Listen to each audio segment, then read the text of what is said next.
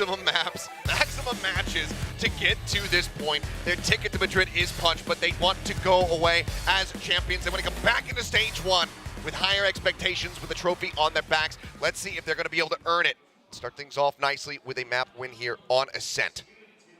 And of course, a Death touch upon it, but the composition's no changes here from what they last showed. PRX having their own interpretation around this Viper composition, and they have used it quite a bit to great success against T1. So we'll see if Gen.G has studied all the tape. Another difference, of course, PRX, when they went up against T1, it was against Xcurate's Cypher. And it did prove some trouble for Monyet's Raze, whereas he was kind of getting caught off guard a lot on the entry. It was really the follow-up trades that worked. This time, a little bit more familiarity with the Killjoy setups now on the A site. Looking to just delay that, looking for a retake for Gen.G on A. All right, well, something starting things off hot. Ghost in hand, takes down Texture. That tip of the spear, taken out. Meteor as well, being tracked over in towards main. The door is going to be broken down. The turret offering up a bit of damage there. Meteor, the classic, swinging out, doesn't manage to find a buy, but a quick peek from Forsaken gets the one tap. Meteor goes down, and something finds the second kills. Munchkin will fall. A bit of a timing mismatch there. I mean, Meteor, he did his best to hold on to main and even popped the Nanoswarm before he went off. As you see, a lot of damage still quite doable here for Gen.G considering the health. Karen just having to back away. Or take back around, but Lakia. That ever so familiar back gen position this time. No rifle in hand, can't get the win. Will get taken down, just gonna be Divide, the only one here dead on the side of PRX as they take the pistol round. Now, a lot of this, of course, is PRX just knowing when to keep up the tempo. As soon as they get that contact, they understand that it has to be weak. They got the first kill. They want to push through. I mean, you know it's the Jet peeking out. Then you catch sight of the Killjoy. You just want to run through and make sure you destroy everything before backup arrives. So it's a matter of Gen.G just maybe not expecting the entire force to follow at full tempo speed, full running all the way up mid. No cheeky force buys coming in. As Karen, trying to just go for a bit of a tempo TP up. Try to catch somebody off guard, but they swing the corner instantly and he is taken down. Yeah, we got to keep in mind that this screen right now is really set up to try to disrupt mid. So Gen.G trying to wonder if that was the case. No, it's a fast push into A. The Prowler in, Lockett gone. Texture having to dash back, trying to get some headshots through. Boomba pulling his attention. That Monyet picks up a 3K. Looking now for potentially the 4 as Meteor goes down to 15 HP. Jump shot to get him in the head. A 4K for Monyet, and I gotta say, this is the hottest start that we've seen from him thus far. Yes, I mean, we saw it in the win contribution graph as well. Monyet not really being a big part of the round wins that PRX has gotten. That's not to say that he's not necessarily playing his role. We see whenever he's playing this Raze, his goal is to just create that space, create those angles, create those trades for his teammates, and no better teammates to have for that other than this squad on PRX. Of course, always good for that follow-up kill, and now the Forsaken Odin right from round 3. To engage. Weapons hot. Lockett as well. Going to be looking to try to utilize that. We'll see who's going to be able to come out on top as they do get ready to spray at each other over there towards B. See a slight little creep up from Mindfreak working his way into B main. Munchkin eating some damage there. Monyet just going to be sitting on the boom bot. No one's got situated there in Wine. Gets them one step closer to that Thrash, and they could try to bring that back over towards the B side as well. I mean, PRX, they've already accomplished their mission here in the very beginning of the round. Disrupt A main control. That keeps them guessing on the A side, and now you can shift your focus.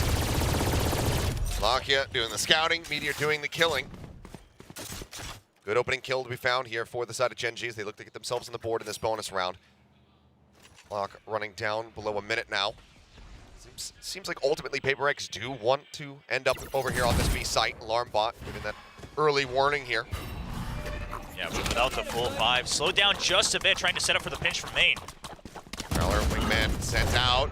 Lakia able to find another kill here on the B side. Meteor as well. Nanoswarm taking down something. Monyet will fall. He manages to find a second elimination. Spike down. Can be retrieved, but now finds himself in a position where have to ace clutch. Tap on the spike, see if anybody's close by. Oh, he's Hear more that it's not held. Yeah, he's more focused on taking down weapons rather than the spike. Now he's going to get closer. He does have a showstopper online now. But as he swings out behind the box, Munchkin will be able to take him down. So only 2 players lost. Gen.G retained 3 weapons and get themselves on the board. Yeah, one of those rounds where it doesn't feel so bad for either side. Lakia playing heroics there with the Odin, just making sure that PRX can't play their classic W gaming style. Meteor with good coverage too, all the way from backside, or rather towards their spawn, able to create that crossfire. Of course, a lot of delay on the nanoswarm, even picking up the kill onto something. Not quite sure what happened there. But this is, I mean, all the way through the paranoia as well, just knowing that you have the crossfire ready to go. 박스. 나이스. 뭔지 모르는데 종민아. Keeping things nice and calm for the time being, but we saw yesterday just how rowdy Gen.G can get on that stage. A couple more wins, I'm sure that we're going to be seeing that energy spiking up. But for now, has been a slow start for the likes of Texture as well as Karon. He's over Something it. going to get pinged. Yeah. Texture up on the top. He didn't quite catch the fact that the Jet had flown right over the Thrash.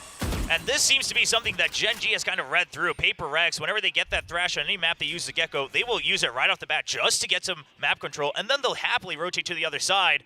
When you have that updraft, you can really fake them out. Still double stacking in this position, and Texture, yep. So then he wasn't on the board, now finds himself with 2 kills. Mind Freak pushing in from 3, however, going to be able to find 1. Fragment nade coming down, does take out Munchkin, but he's quickly traded by that showstopper, but Texture now picking up the 4K to tie things up at 2-2. All he needed was a bit of setup in this round to get that first kill, and then he gets going. You love to have a duelist like that. I love the setup that Gen.G brings against this Thrash. Obviously, we've seen plays like that before, not necessarily against the Thrash, but this is perfect because the Gecko only has the vision through that Thrash ultimate. So once it ends, you're kind of wondering, did that play happen or not? They tried to time the pinch in with the showstopper from Link, but Texture is just ready for it. and he's just playing like he's streaming from home. And there's the energy we were talking about. Still an investment coming in, though, for PRX. Stingers, and this does put a couple of the players quite low on cash. Yeah, this, I mean, it really has to be considered a bit of a force here on this 5th round. You don't win this one out, you're gonna have to reconsider some of those broken buys in the future.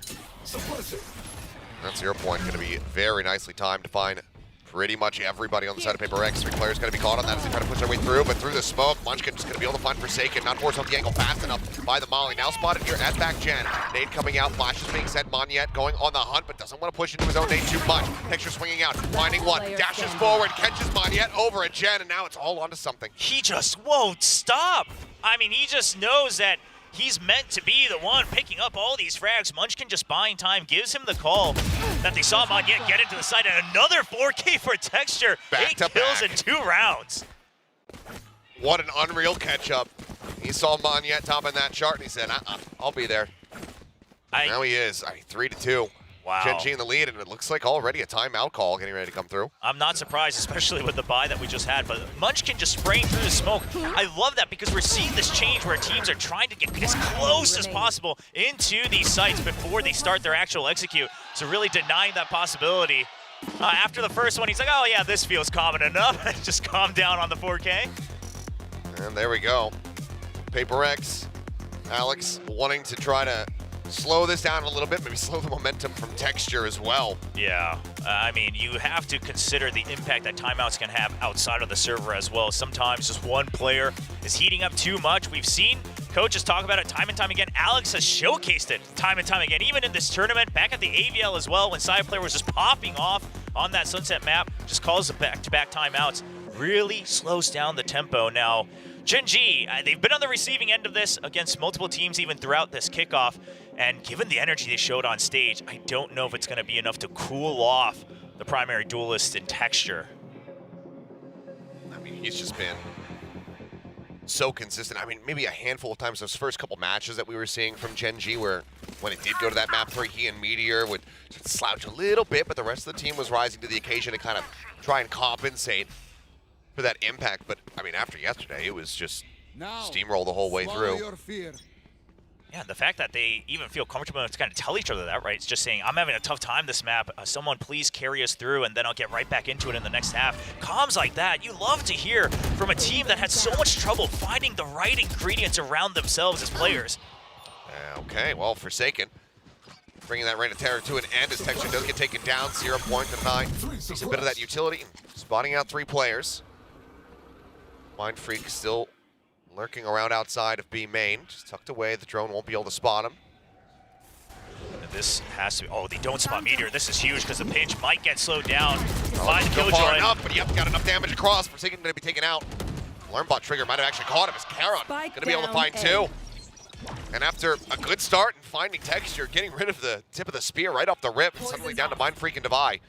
They were working some miracles yesterday. If they deliver some more, well, the answer is gonna be no. Devi just stuck out here outside of A main. And this is the trouble that PRX is going to have throughout this match, as Munchkin gets another kill through the smoke once again. The 0 point didn't even go off. He was just ready for it. He's just ready for a reaction with these pre-fires. I mean, this is where that experience comes in for someone like Munchkin. But Gen.G, there are no slouches when it comes down to these 1v1 duels, so PRX can't just get away with trying to create a distraction one side and then just push as one force step by step into another area. They're going to get craftier. They're going to have the aim to fire back. I mean, Meteor hiding from that Prowler was everything.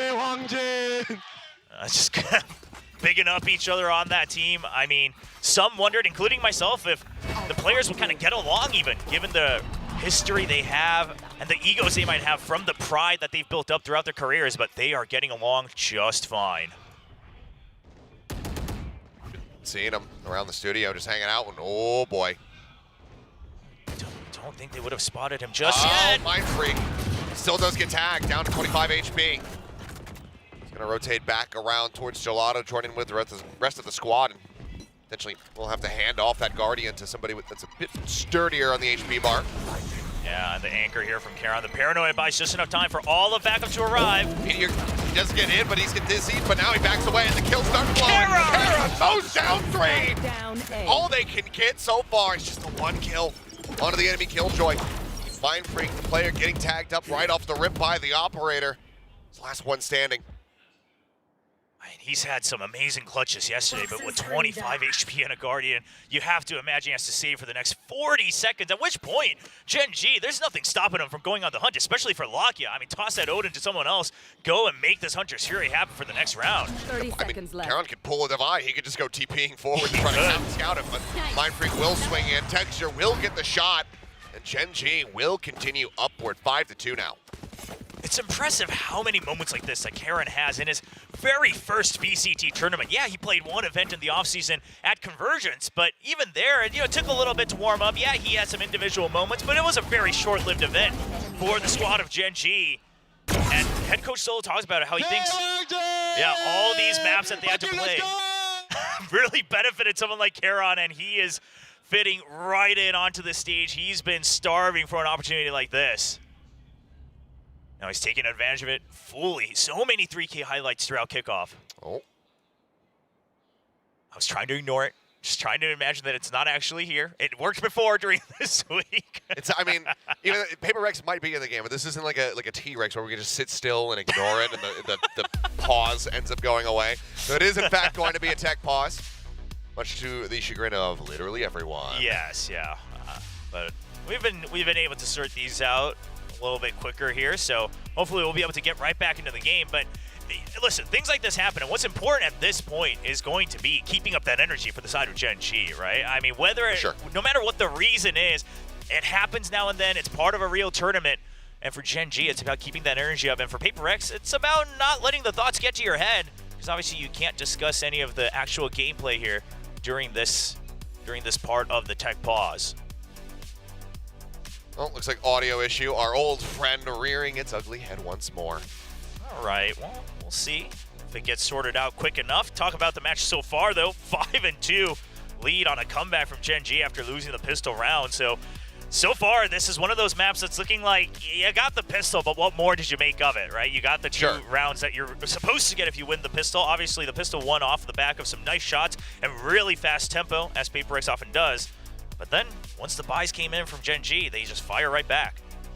Yeah, it's just incredibly impressive. And again, I mean, for Texture to just kind of start things off, not really be present in those first couple rounds, and then just slingshot his way to the top of the standings. Karon as well was right there with him.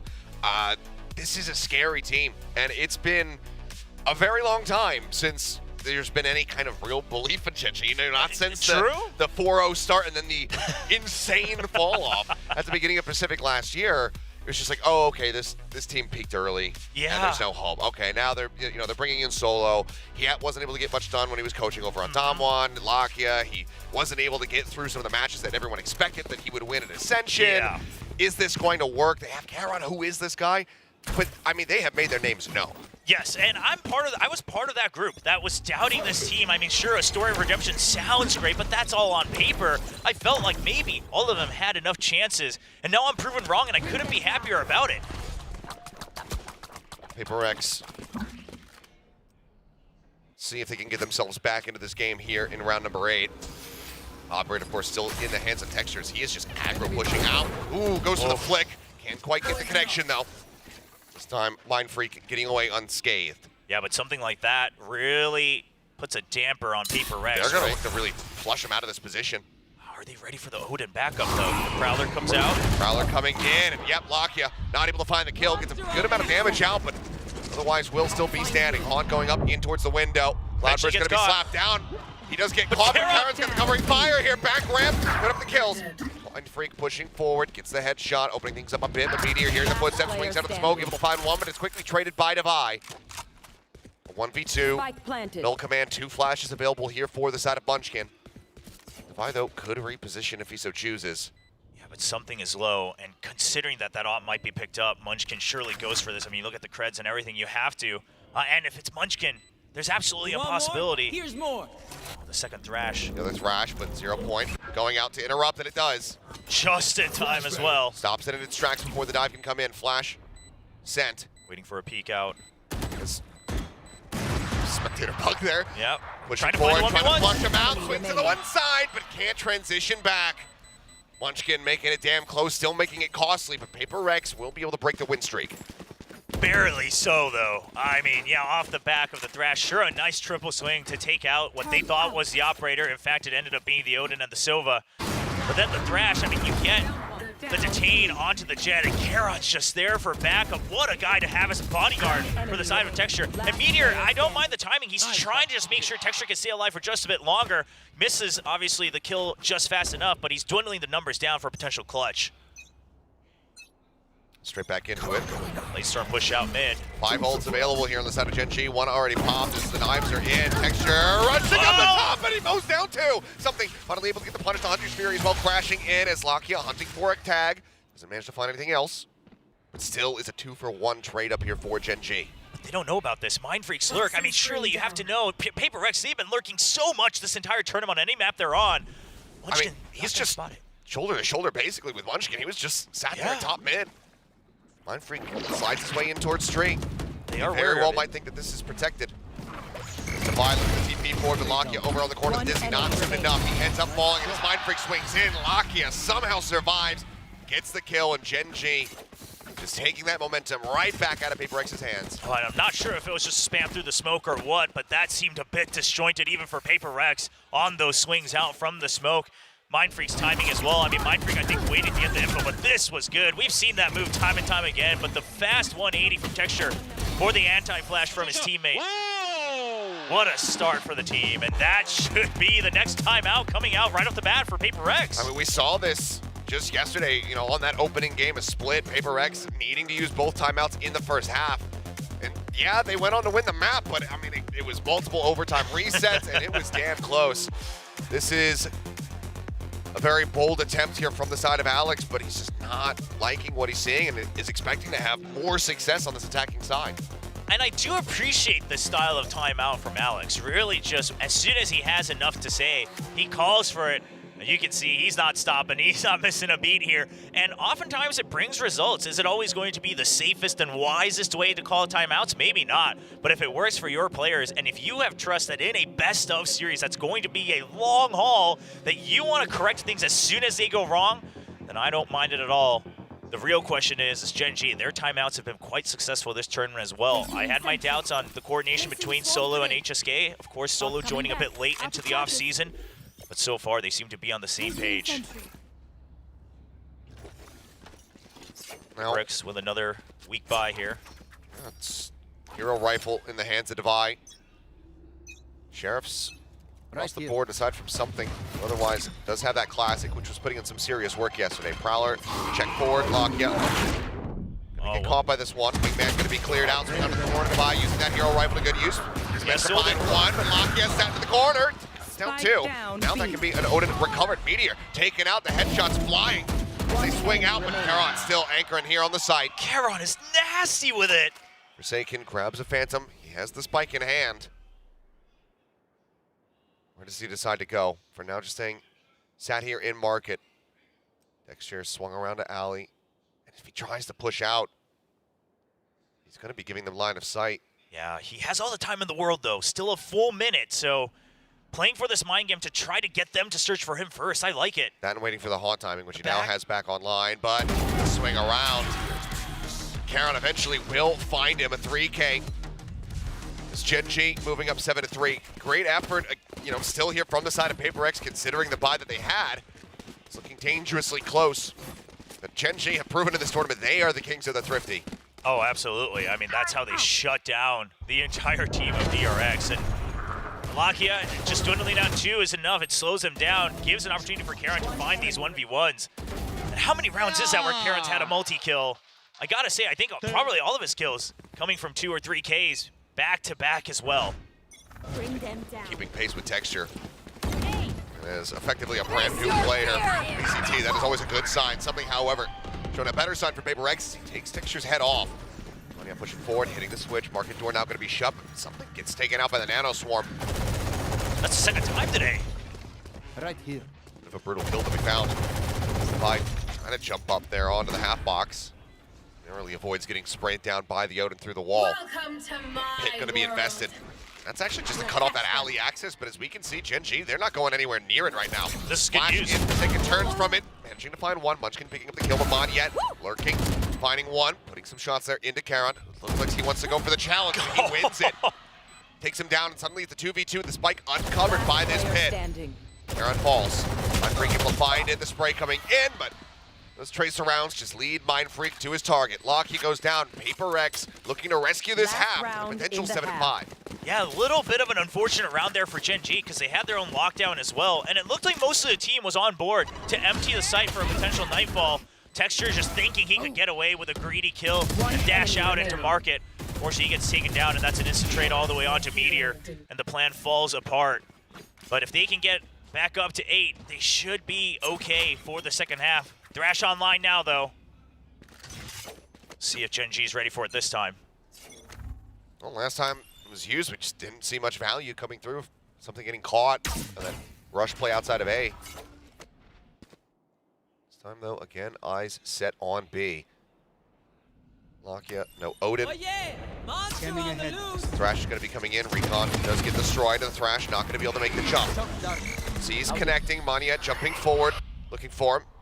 Lakia even thinking about going to the drone there for a brief couple seconds. The jump across comes in, but he's right in front of Meteor's gun barrel.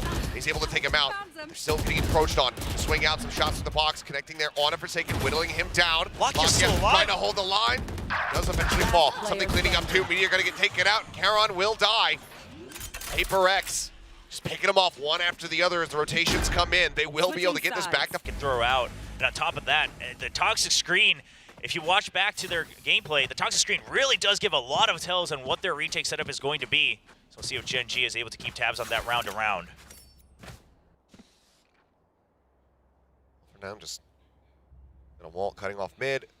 A little bit of that catwalk access as well as B main. Yeah, just trying to really funnel them in to the A site, really, if things go their way for the side of PRX. And if it is a B hit, still a lot of options to delay, even without something like the Killjoy, just with the fact that you have to go through toxic screen 2-3 times. Third sent out, Texture pushing down. Spotted in mid so far, and something hanging back avoids that 0 point for the drone over the top. Will be able to spot him. Is he getting ready to come through? And the drone should have seen Forsaken as well. Texture gonna come on. Yes, the flashes are in. Texture gonna be able to find 2. A site very much open at the moment. So break the window, try to fake somebody going up. And Meteor is gonna look to hang back, lurk there within tree. Pulls all the way back actually over to short. So far, I don't believe he's been spotted. No, they still have the numbers advantage in the site as well, so they're just trying to buy enough time, but Mindfreak. Great check from Forsaken as well off screen, getting the shots through the box to be able to take him down. Munchkin now looking to try to hold the side. Dizzy up over the top, does manage to get the flash out. No one's in main. Blinded up, swing around the back. Munchkin actually able to steady the aim, finds the headshot there on a Forsaken, and now something with everything to do. He's been spotted. Shock dart, a little bit of a botch there from the side of Lakia. Is the wingman now going out to try to start this defuse. The push forward, something needing to win the fight versus Karon, but he can't quite get it done. Gen.G will tie up the pistol round count and now move up by 3. I mean, we know that the devs over at Riot were just waiting for that wingman to finish that defuse just to showcase what Gecko is possible of here at the pro level. Something, of course, someone who's capable of it. But what a great fake sell from Gen.G, sending both of your initiator, all that utility, all the way up through mid. You send the 0 point, you send the drone. Really selling that you want to go for a B pinch. And then it's just the forces barreling through a link. PRX just bit right onto it. Nothing more than that. No force ups again. We saw them, going for that force buy, which is uncharacteristic of PRX overall yesterday, and finding great success with it. This time, just going to be sticking with these classics. One sheriff in the hands of Mindfreak. And this is a nice play by PRX, because this is that screen that they often like to use for a retake onto B. They'll pinch in from both main and defender spawn. Try to utilize that toxic screen for a nice pinch. Just trying to sell the fact that they're not here, but no info now. They want to start dwindling it down. They're swinging out, but Meteor still managing to come up with 2. Despite the fact that he only has a ghost, and he also puts the buy down to 44, Mindfreak at 76. Couldn't ask for much more than that from your Killjoy player in that position. Where are you? Now Spike can get planted. Toxin screen down. And if it wasn't for the Sheriff and the Ghost, you have to imagine this is one of those rounds where you just call for the save right away, go down to the Spike, but they're not even in a good position to do that. Looks like they will try to wait for it. Just trying to pick off some early kills, trying to bait them out with the audio. Seems like Gen.G just have such a strong read on it. 0 point to go check towards heaven. Now Munchkin is going to be spotting over towards trees. They reopen the door. And as they see nothing, they're very much assessing that everybody's going to be on this side of the map. Mindfreak will be able to take one more down with him. Trying to as bring they're this to trying Munchkin. to juggle it over. Munchkin. Can he get it? He got it. He was celebrating for a little bit, so he wasn't paying attention there, but... Well, I mean, this esports thing doesn't work out, Texture. You can join the circus. Fantastic juggling. It's things like that where you start to notice that Gen.G's really in it for the victory. They really want to get this first title in 2024, because little things like that could make or break the snowball towards a map win. This is, the round where it has to be the turning point, it feels like, here for PRX. Coming into the bonus.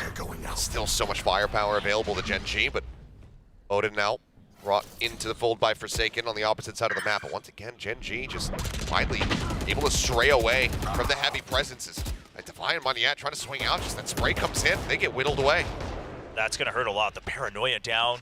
You know that you scratched up a lot of members if you were a Gen.G player. So you know that the A site should be weak overall. Meteor going back to try to just disrupt the default just a bit from PRX. Make sure they have to spread out once again. Just activates its turret and now returns. Yeah, peeking back out. Smoke comes down. Gen.G just going to be cutting noise and starting to drift away. Wingman not spotting anything. Potentially recoverable here for the side of something, but still considers it to be a great risk, and now it certainly is one. See if he's wise to this. A little wary of the catwalk push, but not quite down on the grass. Oh, the timing jumps away. Munchkin's going to try to sell a fake. On to B once again. He's going to do his damnedest. Moneyet in position here. Just waiting a little bit more. Just cutting off the backup should be enough here for Munchkin. Oh, he hears a rotate and he calls for them to go to B. What a brilliant call. Swings out, but he's not ready for Mindfreak, but they actually miss each other. But Mindfreak, he could just be able to shut this down, depending on when he decides to swing out. The time's so very limited, but now he's turning his sights away so the spike can get planted. Moneyet jumping forward. Oh, what a shot from Munchkin. Looks for more. Munchkin. He gets the third. Mindfreak now the last one standing on this side of the map. He's going to come up with 3. Something getting ready to join in, pushing his way in through market. Texture on his lonesome. Try to clutch it out.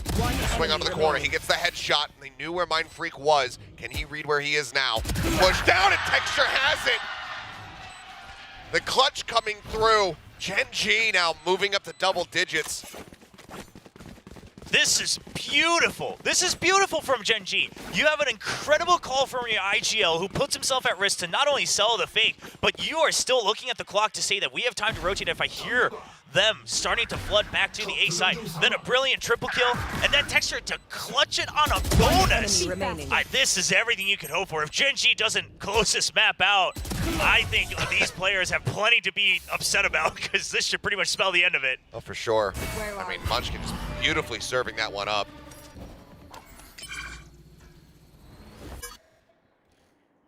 Once again, just slowing things down. Spotted now is Texture. Something able to find the headshot with the Sheriff. Backs his way out. Meteor, same time, however, catching Mindfreak on that lurk forward out of B main. Saken as well. Trying to push this. He does have a Bulldog and Meteor at 11 HP. Severely disadvantaged here. They're going to back away and miss each other there in the end, but Karen pushing up into bench. Taking down something. Giving that advantage back over to Gen.G as Lakia is here, sat outside of Gelato, and this time Monyet not going to be able to win the fight right around that ult orb. Yeah, they should be able to go over to B. Meteor heard the exit from B main. You got the kill in mid as well, so you know that Forsaken was pretty pressured on the B side. Great timing from Devi, swinging out right before that ping would come down. Catches Lakia completely off guard. Finds the punish, keeps things close, as well as recovering a weapon. Charon, it'd be wise to just tuck in somewhere, make sure that you can cut off the backup, maybe get some info. They're a little scared because Meteor's so low. 30 seconds. He's going to try to find this right now. Forsaken is not thinking about it. Karen finding the kill, leaving it out. Devi on its lonesome. Cover going out. Find a quick pick on the Meteor, would bring it into a 1v2. He still holds on to a Paranoia as well as 1 TP. Yeah, but 3 members, they can watch every single possible entrance. It doesn't matter if the mind games are here or not. Shadows traveling. Does he go for a shadow step here? I love that Munchkin enters that smoke right away. Doesn't want to take any risks. The flash into the back, but now they're very well aware of his position. The swing out. Meteor does remain standing at the end of it. 11 HP and 11 round wins. Gen.G 2 away from taking their map pick of Ascent in dominant fashion. And finally an operator comes online for PRX, but it just might be too late. What Gen.G's been doing here is really just shutting down the possible compositional advantages that PRX is looking for. I mean, they have so many ways where they could really initiate this attrition of all that utility. and they just have, I mean, Gen.G just has the counters to it. Obviously, this composition, the classic composition on Ascent, it's good for a reason. Texture up and over, diving his way in towards the B side, but no one there to greet him. For the snake bite, now the free entry coming through. Spike will get planted. And as Meteor plants this, that's also going to give him a lockdown. So many ultimates here for the side of PRX that they're just 1 away from things that they could very well utilize and would love to have to try to get this retake going, but now it's just going to be that tempo lockdown coming through. You have to flood it. They're going to have to try to rush, break this one down. The Dizzy is there. Knives coming back through though. Locky with the covering fire, able to take out Monyet. They got the lockdown, but they've lost the war. Mind freaking something, the last one standing. The off able to find one. The rush in, the right click. Texture takes him down, draws up the weapon, but Karen's already claimed the kill. Gen.G now at map point. I mean, Texture pretty much asking how big's your mouse pad something, because you ain't flicking for this one. Shuts him down. Even the high sense not going to save you there. My gosh. And I think one of the things that might be, I mean, sure, they face against each other in Group C, but one thing that really is keeping PRX scratching their head is you just haven't seen a Korean squad play for contact like this. Yeah, no. Yeah, they just greed for these duels, and they're not backing away from it. The confidence right now is just something that is so dangerous that PRX has to deal with, but breaking the confidence of Gen.G has proven to be incredibly difficult for every single team that has faced them thus far. Oh, Full push. Wow, Three they want to players send a up message. mid. Try to take down this pit. Swing on the corner. Something dead. Top flash up over the back of the wall. Gets the full catchy and on a Forsaken. Another one in hand. Monyet will be able to find the kill. Showstopper at the ready, spotting Lakia dead. Monyet keeping in this one, and also finding that spike. Texture, however, around the back. Regains his audio, dashes away. The Boombot only able to find the kill. 7 bullets remaining here. As Meteor, the covering fire out in mid, finds it, and it's a 1-tap to finish the map. 13-5, Gen.G showing up to... Thank you very much. Yes, here we go again. Ladies and gentlemen, if you weren't tuned into the matches yesterday, first of all, what in the hell were you doing? What were you thinking? Missing out on those overall blowouts that we had. But you missed the triple duelist debut from PRX, but that's okay. They're bringing it out for you once again. The question is, can they get the win here? Yeah, and now starting on the attacking side as well. So Gen.G, they've been banning it since that tough loss against RQ, 11-13, as Ades touched upon. Now they're bringing it back. Now in that game, their defense was, by miles much stronger. So trying to just get a head start here on the rounds. And guess what? PRX, they favor the attack here with this composition as well. All right, for now, nice and quiet over here at B. So they get into some very deep positions. Flash held at the moment there from Lockheed as a nice interrupt on the plant comes through. The rush back out. Able to find one yet with two. Meteor up in heaven. Finding one before getting taken out. Amazing fast hit coming back in here from PRX is suddenly Munchkin, the last one standing with just a sheriff in hand. He's looking for some kills, looking for anything here, but with another paint shell as well as everybody hounding him down, he will fall. Dubai the only casualty. PRX will once again claim an opening pistol. Yeah, I thought Gen.G might just be going for the delay there with the paint shells and then take that time to clear up back alley once more, but they kind of initiate the retake immediately, and that actually favors PRX as they've already gotten off of the spike plant. They still have all 5 members available.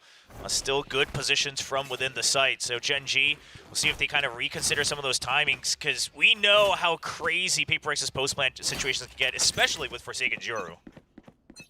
Meteor still going to be picking up that Marshall. He's on the jet. Very standard eco buy from him. Otherwise, Charon ready for some close contact, but something swinging in the corner. This is one of the things that we saw he was so damn good at, was shutting down side player snipers, swinging corners with his Vandals, and finding the headshot instantly. So he does it once more here to start off this round. Mind Freak hanging back will take a bit of damage, but finds the elimination there on the Lakia.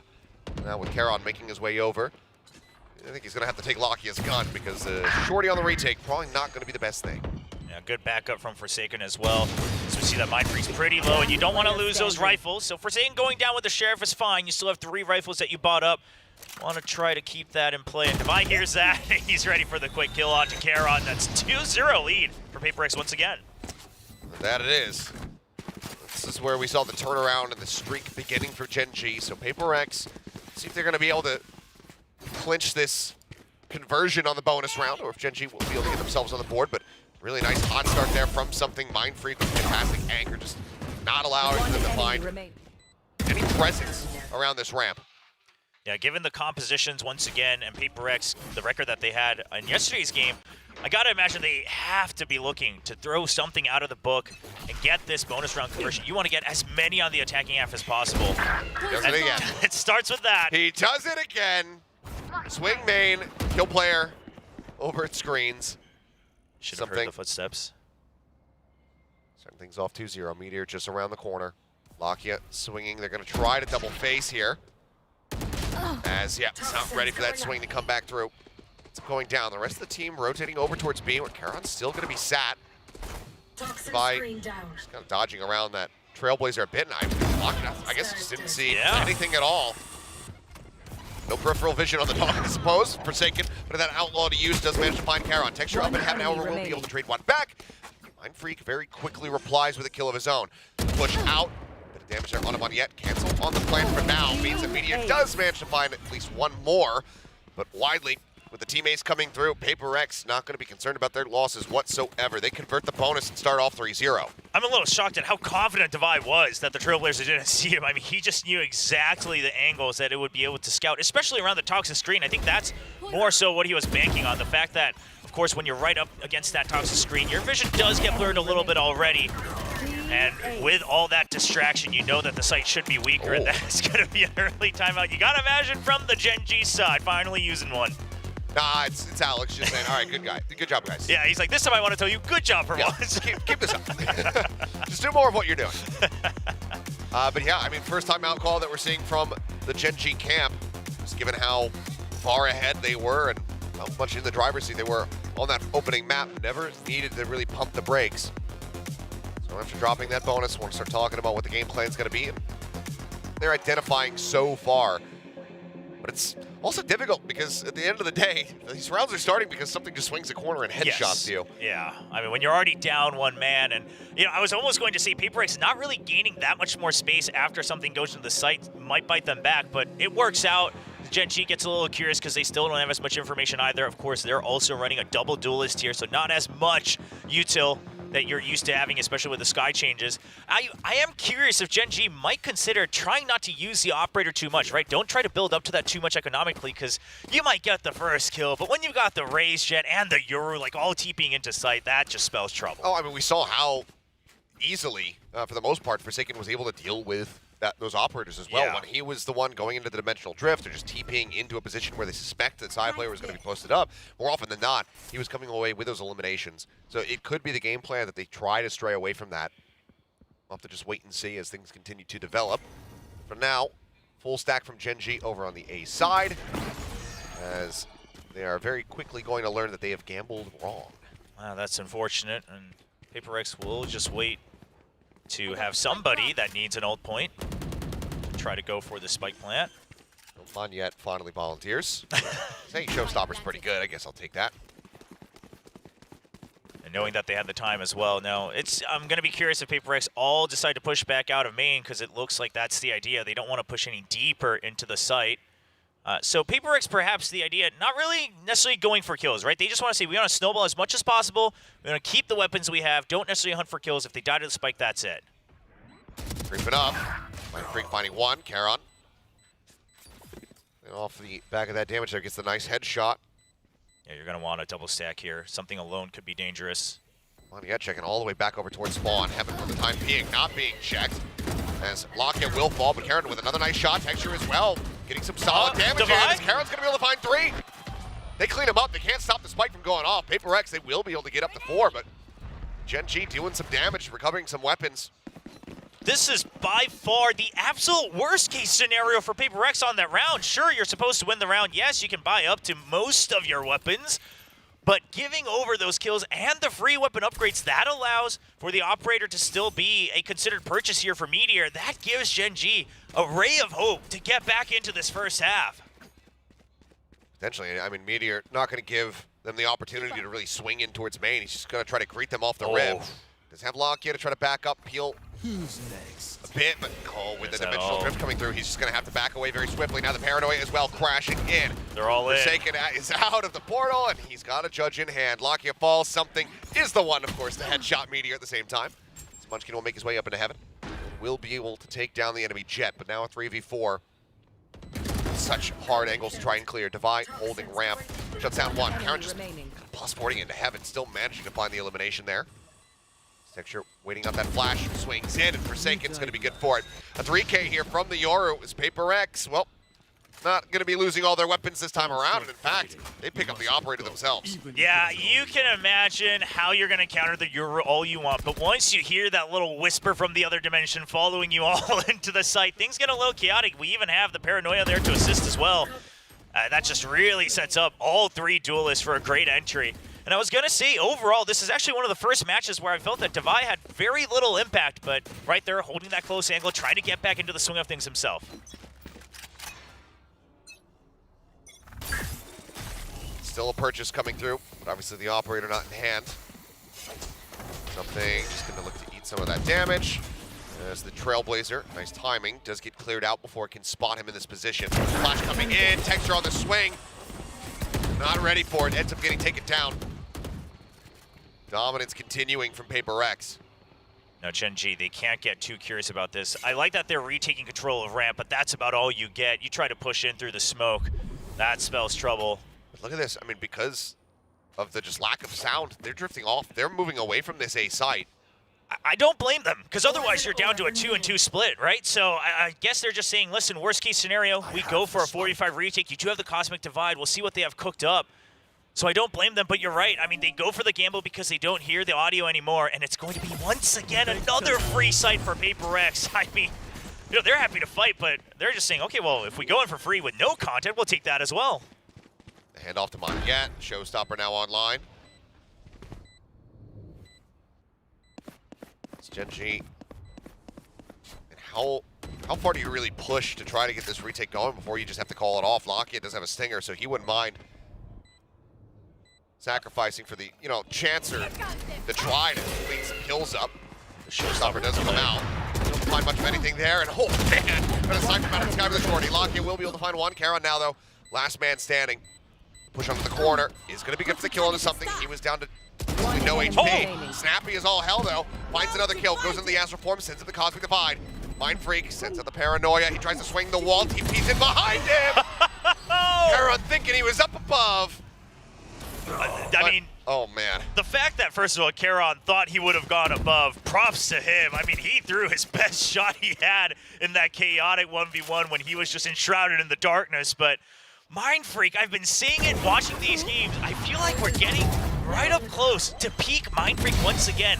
Reminiscent of the performances he had back at Masters Copenhagen, where he was helping carry so many impact rounds. They say Masters Copenhagen, we can still look at champions. That's true. That Astra play, the 1-2-3 on Pearl, lives rent-free in my head, not just because I was the one that said it.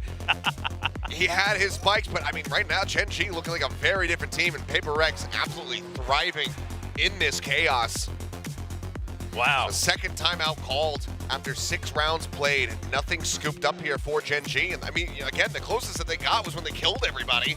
But the spike, it was too far gone.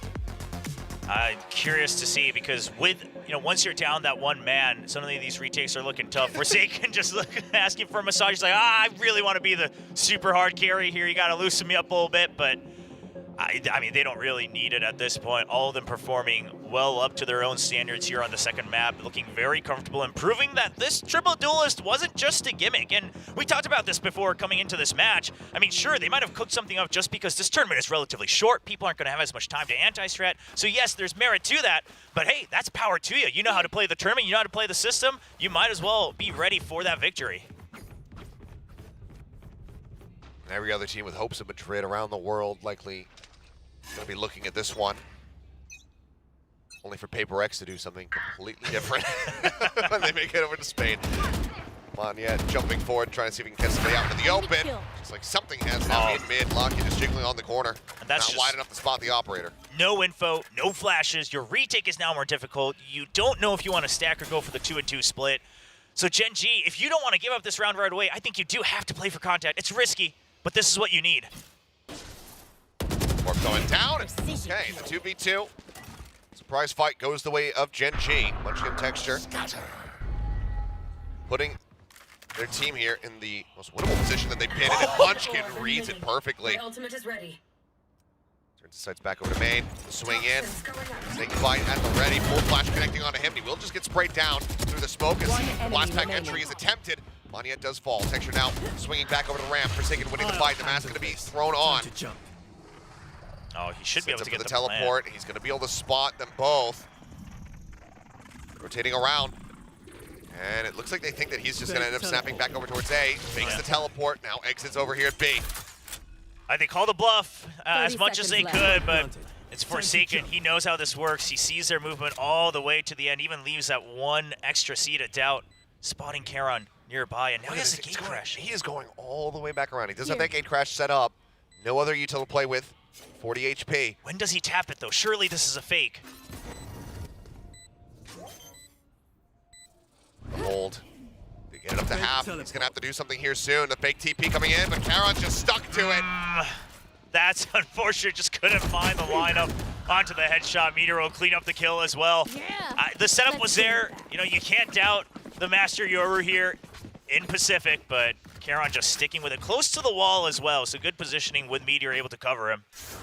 But this is where it starts. I mean, Munchkin with the call that we can't just keep getting shaken up back and forth after we lose one guy. We have to even out the numbers. And this is how they win a lot of these rounds, where they don't get the first kill, right? They've been very good at converting these. Well, that's one step in the right direction here for Gen.G.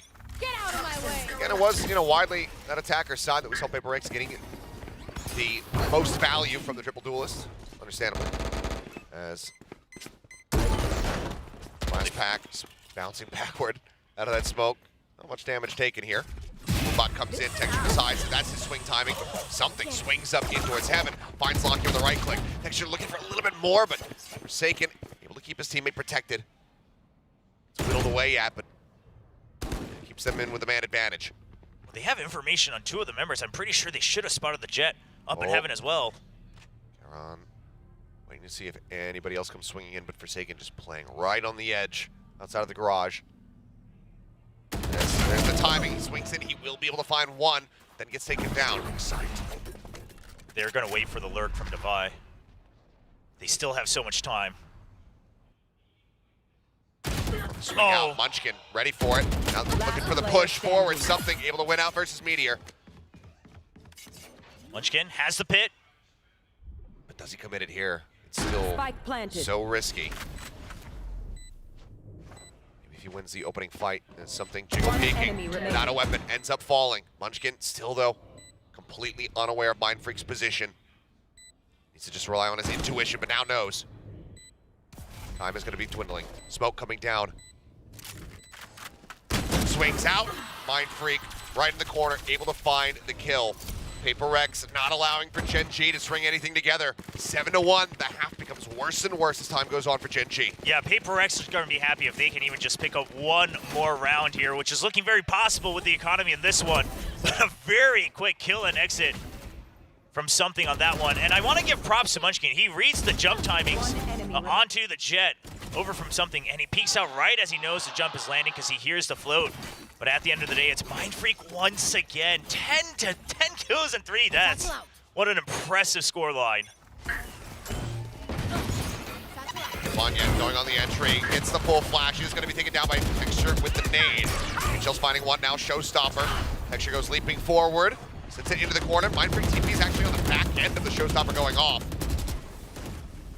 Now gets himself tucked away, but the spike for now getting drifted over towards that B site, rotating back around through the attacker spawn. Meteor, however, way out ahead, and he can hear these footsteps. Oh yeah, notwithstanding the weapon situation, this is the best round Gen.G's looking at so far. There's the one tap, the Guardian, putting him down. Doesn't want to continue to hold the angle, showing respect to the opponents that he's facing. He pulls back, also very well aware that that sewer lurk could come through from behind. Yeah, the Seekers are going to give him sight of at least one. Oh my, what a snappy shot. Finds one, looks for another. Hadn't got that on the Mindfreak. I might have lost my damn mind. Paranoia going to be sent out. Meteor pulling back over in towards heaven. But now it is just Devi and Mindfreak to try and see if they can somehow engineer this 2v5 retake. Otherwise, Gen.G, I mean, it was on the tip of my tongue right as the round started, but they pushed the go button so quickly. But these guys, they're thrifties throughout this tournament, have been impeccable, and they're looking for another one now. That's how they're able to overcome so many of these opponents, and Texture has the lineup. 2 more in B main as well, so even if they get through this race, it's a difficult one. So with the Sheriff looking for the shot, this time not going to be able to find it. Gravity well. But grab well coming through, time dwindling, 12 seconds. Devi tapping the rope, and Caron just trying to slow them up. Devi able to find one, but he needs to get the plant down, taps it, fakes it. The round is already over. He's well aware of it.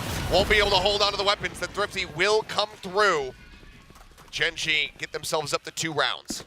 We're going to have to go back and look at this entire tournament because it wasn't just yesterday. Gen.G, they have been clawing their way back into not just maps, but entire matches and stages, phases of this entire kickoff tournament to stay alive off of these Thrifties, off of these 4v5s, 3v5s, things like that.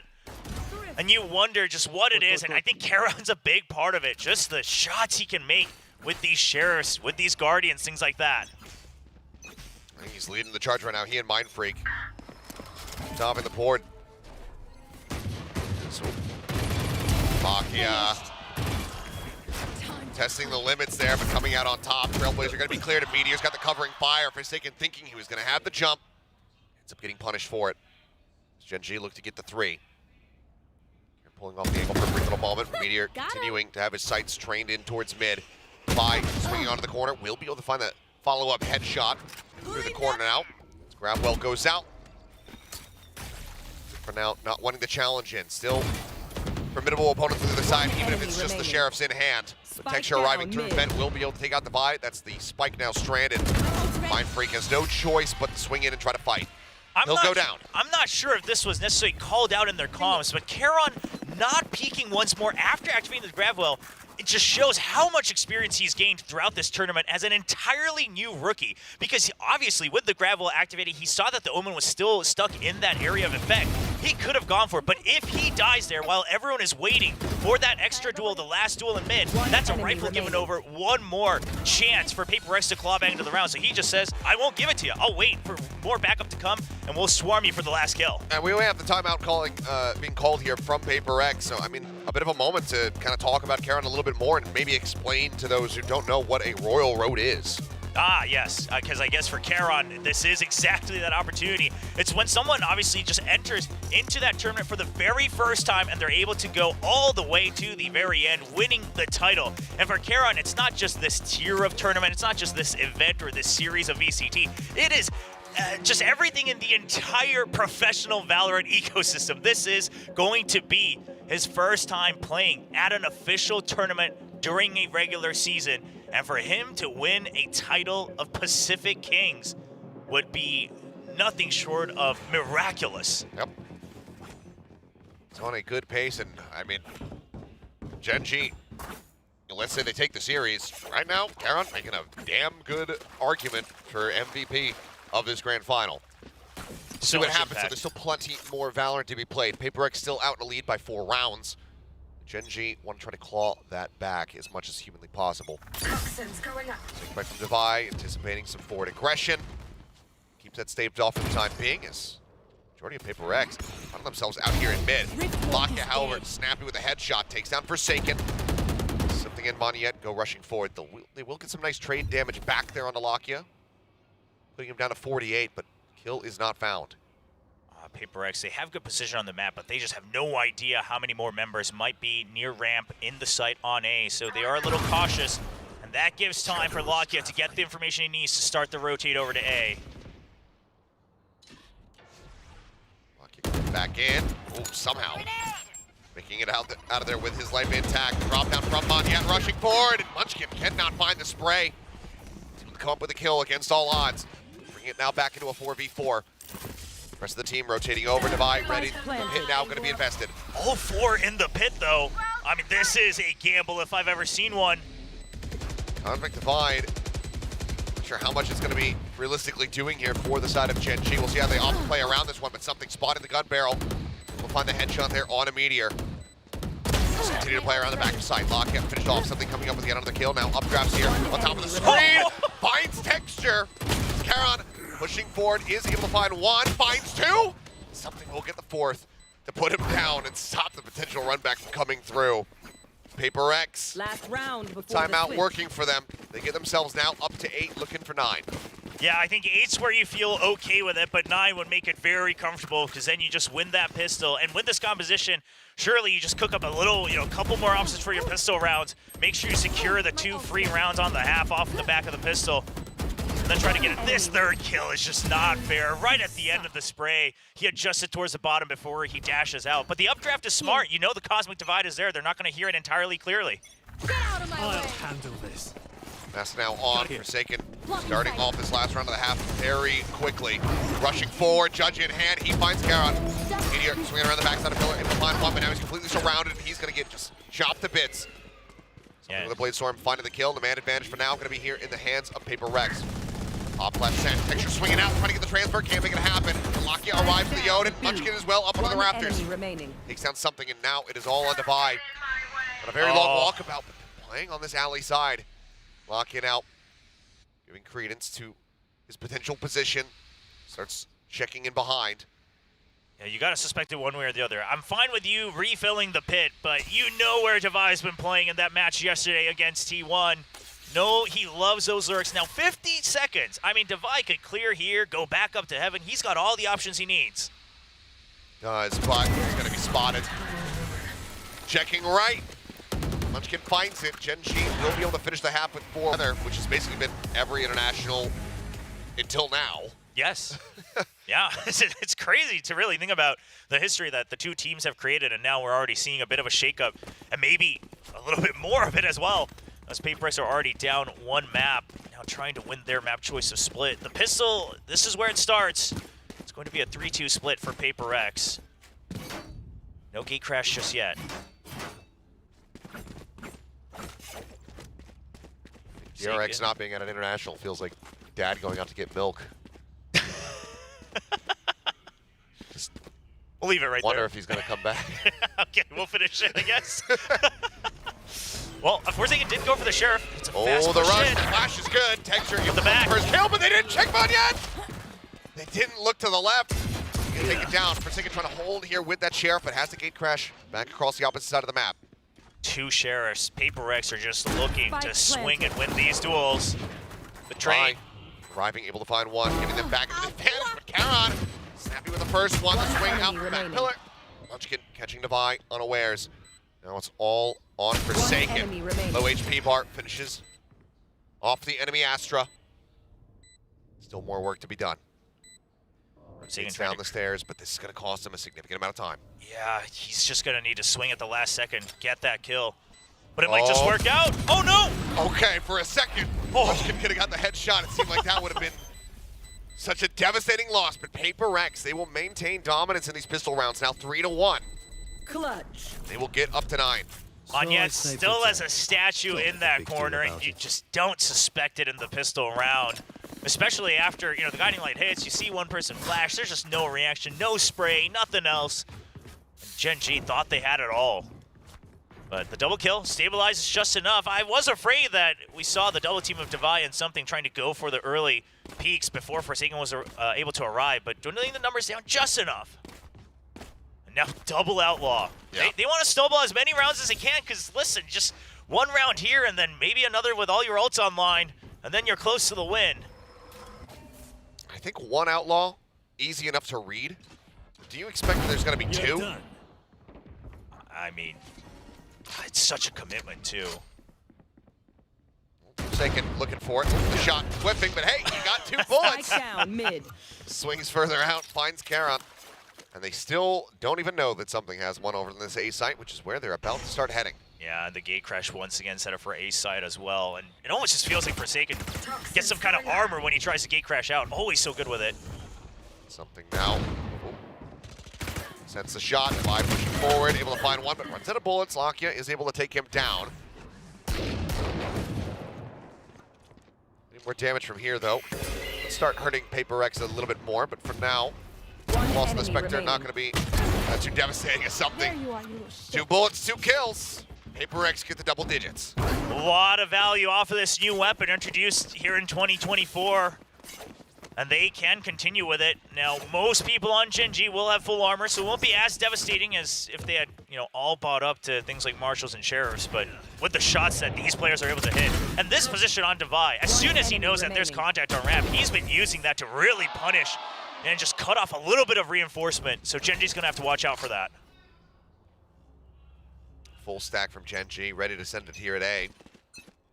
Like something going to be going for the peak.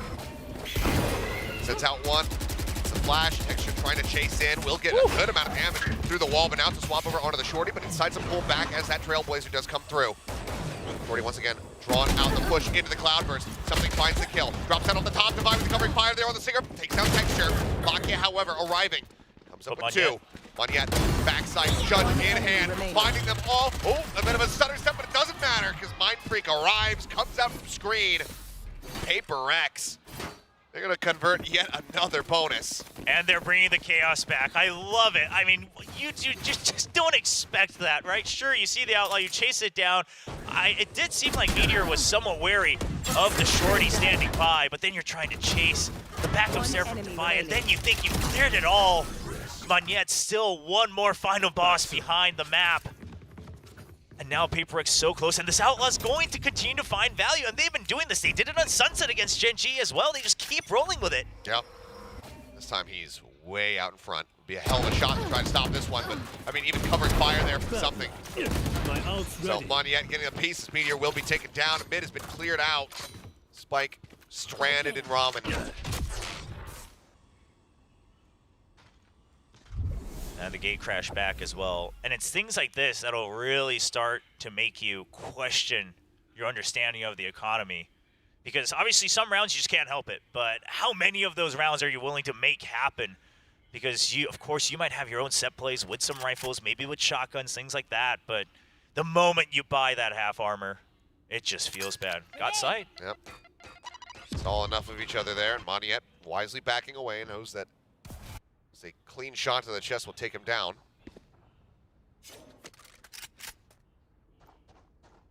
Weapon recovered. We'll see if Munchkin can deal any additional damage here. One Working enemy his way remaining. up, but as he stands up, it's right into the crosshair, and Forsaken will be able to find Karen trying to enter in from garage. 12-4, PRX. Match point. Clearly not flustered whatsoever with the loss on Ascent, feeling right at home with this triple duelist. Yep, everyone putting up the numbers they need, playing the role that they need to. Obviously, some of these long-range duels really assisting the scoreline for Something and Forsaken. One enemy remaining. But they're also kind of the main ones that are creating a lot of these distractions. I mean, now and then it's a division between that Jet and the Raze. But once it comes to that defense, just one more round is all they need. And now it's an operator. They want to close this out as soon as possible. Extra jump forward, gets himself past that outlaw. Toxin screen down. Have the tempo to try to really rush in and take it down. They're also wary about that covering fire that could be there backing it up. But look at this line. Nebula coming in, the timing just barely off to try to be able to find the kills. Flash still there. Ticket going to be taken out. Mind Freak fighting one, Monyet getting the other. TP in the backside. Showstopper comes in. Monyet just blowing Karen to smithereens. Finds the kill. Munchkin on the rope somehow winning out that fight, but he's now got to rotate all the way around to his spawn, and he doesn't get the opportunity. Something will finish him off. Our Terra casters are going to break it all down and talk about all the action. Thank you very much. Here we are. It's back. It's back, the Reina, but a much different look for PRX this time around. Still not opting to play this when it comes down to Ascent. Yeah. But now we go over to Lotus and they say, hey, you know what? Why not? I'm curious how this is going to work, because I think one of the ways they were able to have decent success against Gen.G's Lotus the first time around was with the double duelists of Jet and Raze. You can just power your way through that seaside setup. A lot of other teams have been having trouble with that. Now with the Reina, you basically have to send Monyet in on an island again if you want to go into that site. But of course, again, lots of flashes, lots of projectiles to distract when you're trying to go through the opponent's toxic screen. Okay, looking for the creep across, but they do get the reveal there on a Munchkin, but he and Meteor together going to be able to hold the line, finding 2 kills. Forsaken trading 1 back, and now Texture arriving around from behind, but gets the tink, doesn't find the eliminations. Good damage is dealt. But Defy, with the heal available, can go ahead and just try to top them back up. So health will return up to 100. As for now, PRX not really leaving the spawn. Yeah, a little scared, especially with that deep push from Texture. And, if you're a fan of Texture, I think he can be forgiven for showing a human moment across 8 days. Still consider him a bit of a demigod at that point. PRX just cutting noise, trying to just make sure that they're not exposing themselves, trying to stay huddled, getting ready for these trades. Of course, with that PRX team capsule as well on that classic. See if we can find some more success with it here for Defy. Gen.G just looking to stay widely corralled together. We'll wait for that spike plant to come in before getting ready to execute. It seems like PRX finally sufficiently happy that they are in the clear. It's not as much utility for the retake, though, whereas PRX, they have everything to push out if they get an inkling of Gen.G approaching close. Well, they slow things down right before they would have gotten into audio distance. Things coming down. Trailblazer in the presence of at least 1 known, but did they anticipate that all 3 players are going to be right around this corner? Flash comes in to try to slow things up. Munchkin taking a ton of damage through the box. Now down to 4 HP. Fight holds close. Smoke blooms. Munchkin still able to find 1 now. Lockheed going to be taken out, but a lot of this rests on Karen, who's now going to be revealed. The push up into the smoke. Munchkin gets himself the 4K with 4 HP remaining. The fuse will come through to get him even closer to that pit. And Gen.G will take this pistol round away. What a monster. I thought PRX had everything set up. They had the trip, they had the cam to make sure they spot so you don't have someone who's sneakily trying to go for the defuse. It was good. It was meant to keep Karen at bay, but Munchkin is just able to push through the smoke at the right time, catch a sight of Forsaken at the last minute, and picks him off through the smokes, feeding off the energy of the crowd here at the S Factory in Seoul. Oh, but look at this. PRX. Oh, it's here. Saw him going for it yesterday Okay. with a lot of success, but now the force buy coming back in once more. Gen.G, have they accounted for this? Well, they certainly know about it now. Yeah, and they take down the Outlaw as well. That's one of the biggest difficulties. And what a great pick from Lakia. Lakia just mowed him down on the entry. Spraying away, swapped over the weapon. Continuing to just pump bullets through that toxic screen. Mind Freak tagged up just a hair here.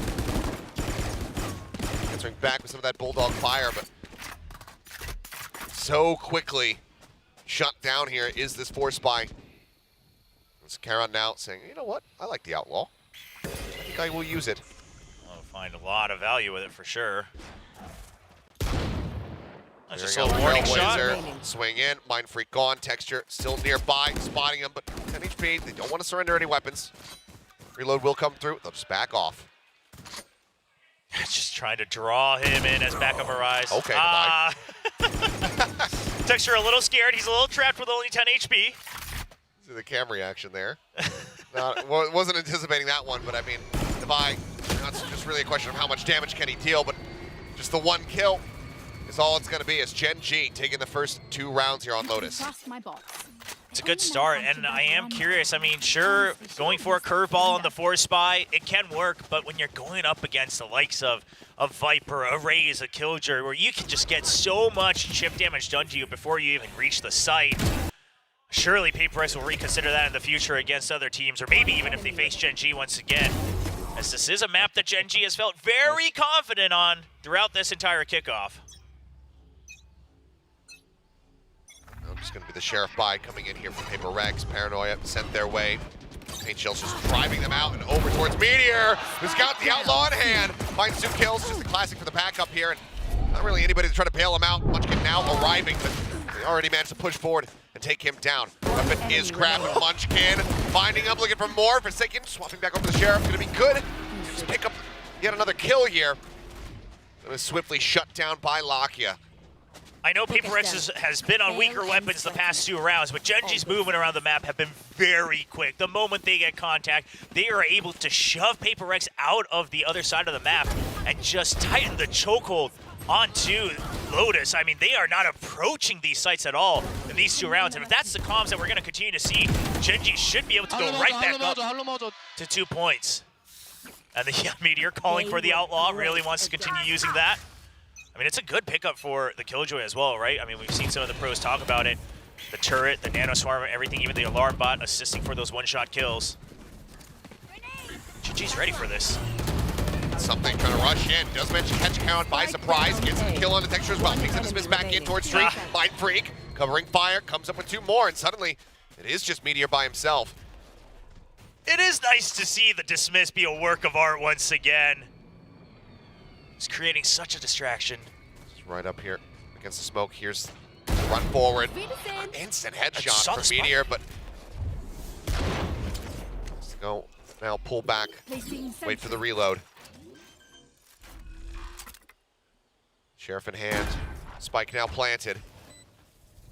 Trailblazer at the ready here.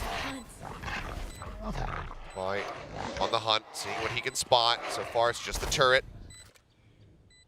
Meteor managing to avoid getting detected here. He's going to push downstairs. The double swing could be brutal for him.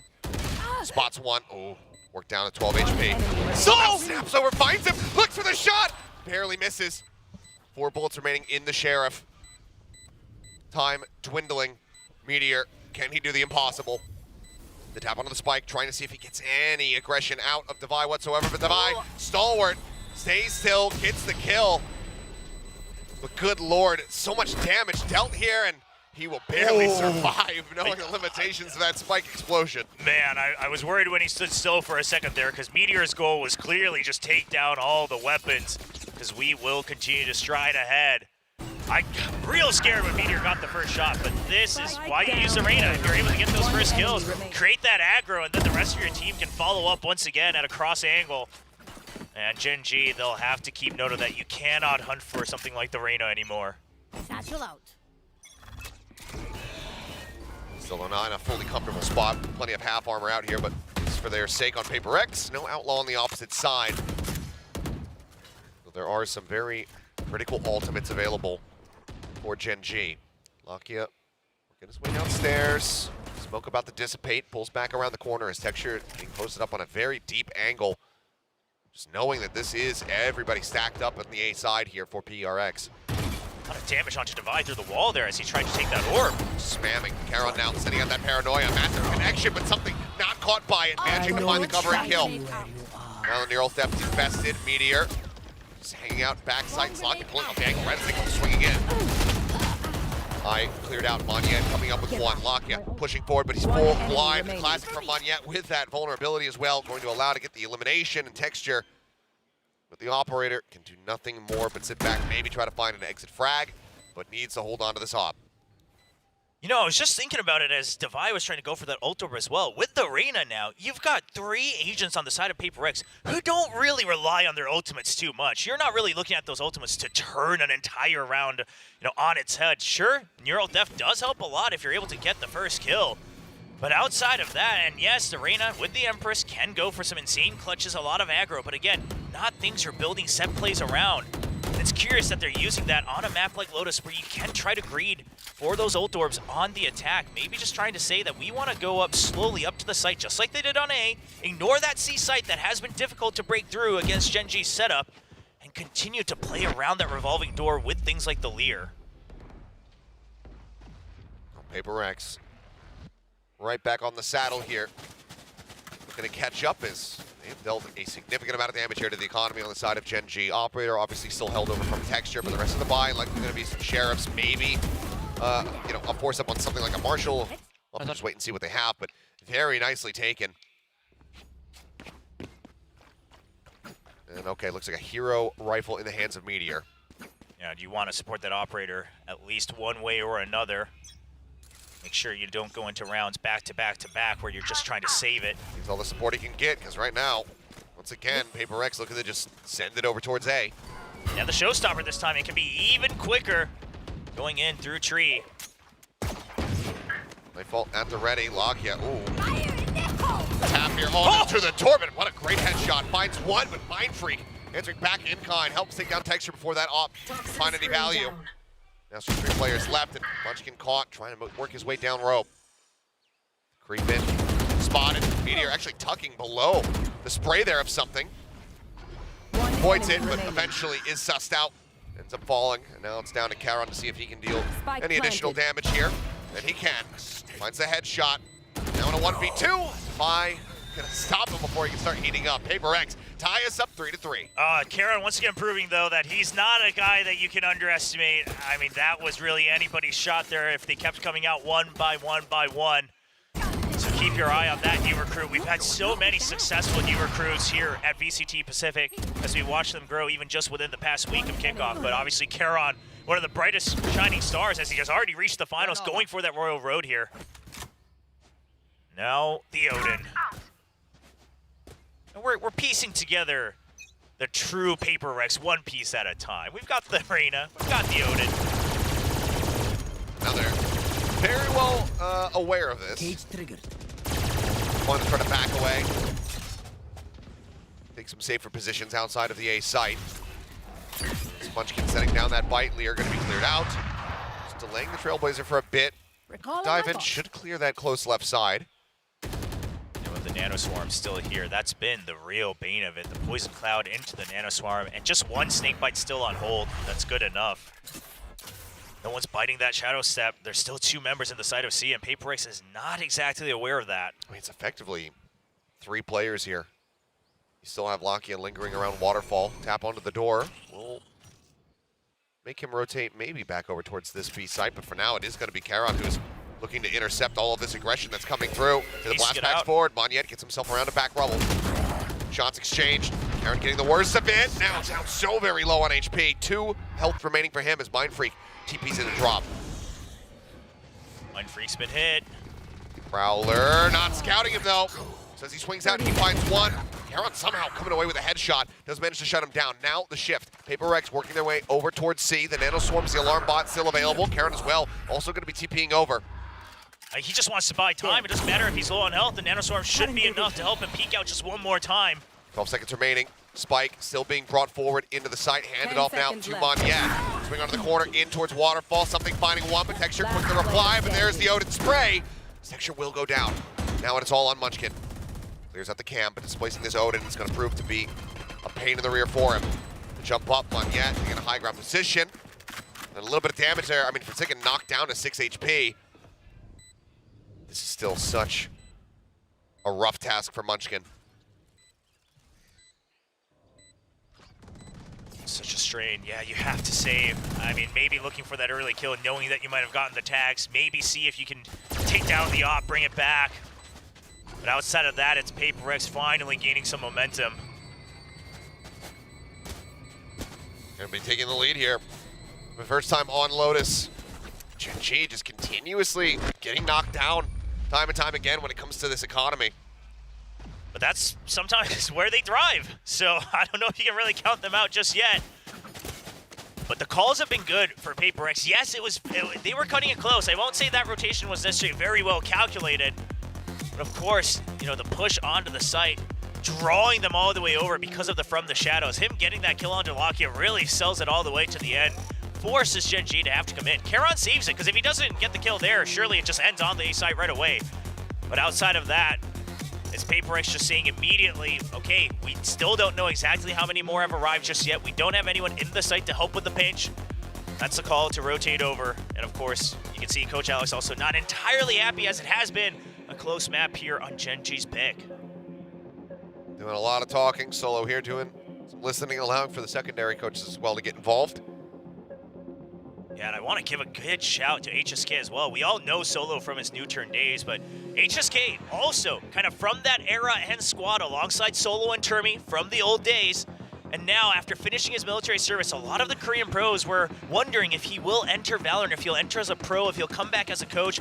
He had a very brief stint as a player, and then a disastrous first year as a coach last year on the squad of DFM and VCT Pacific.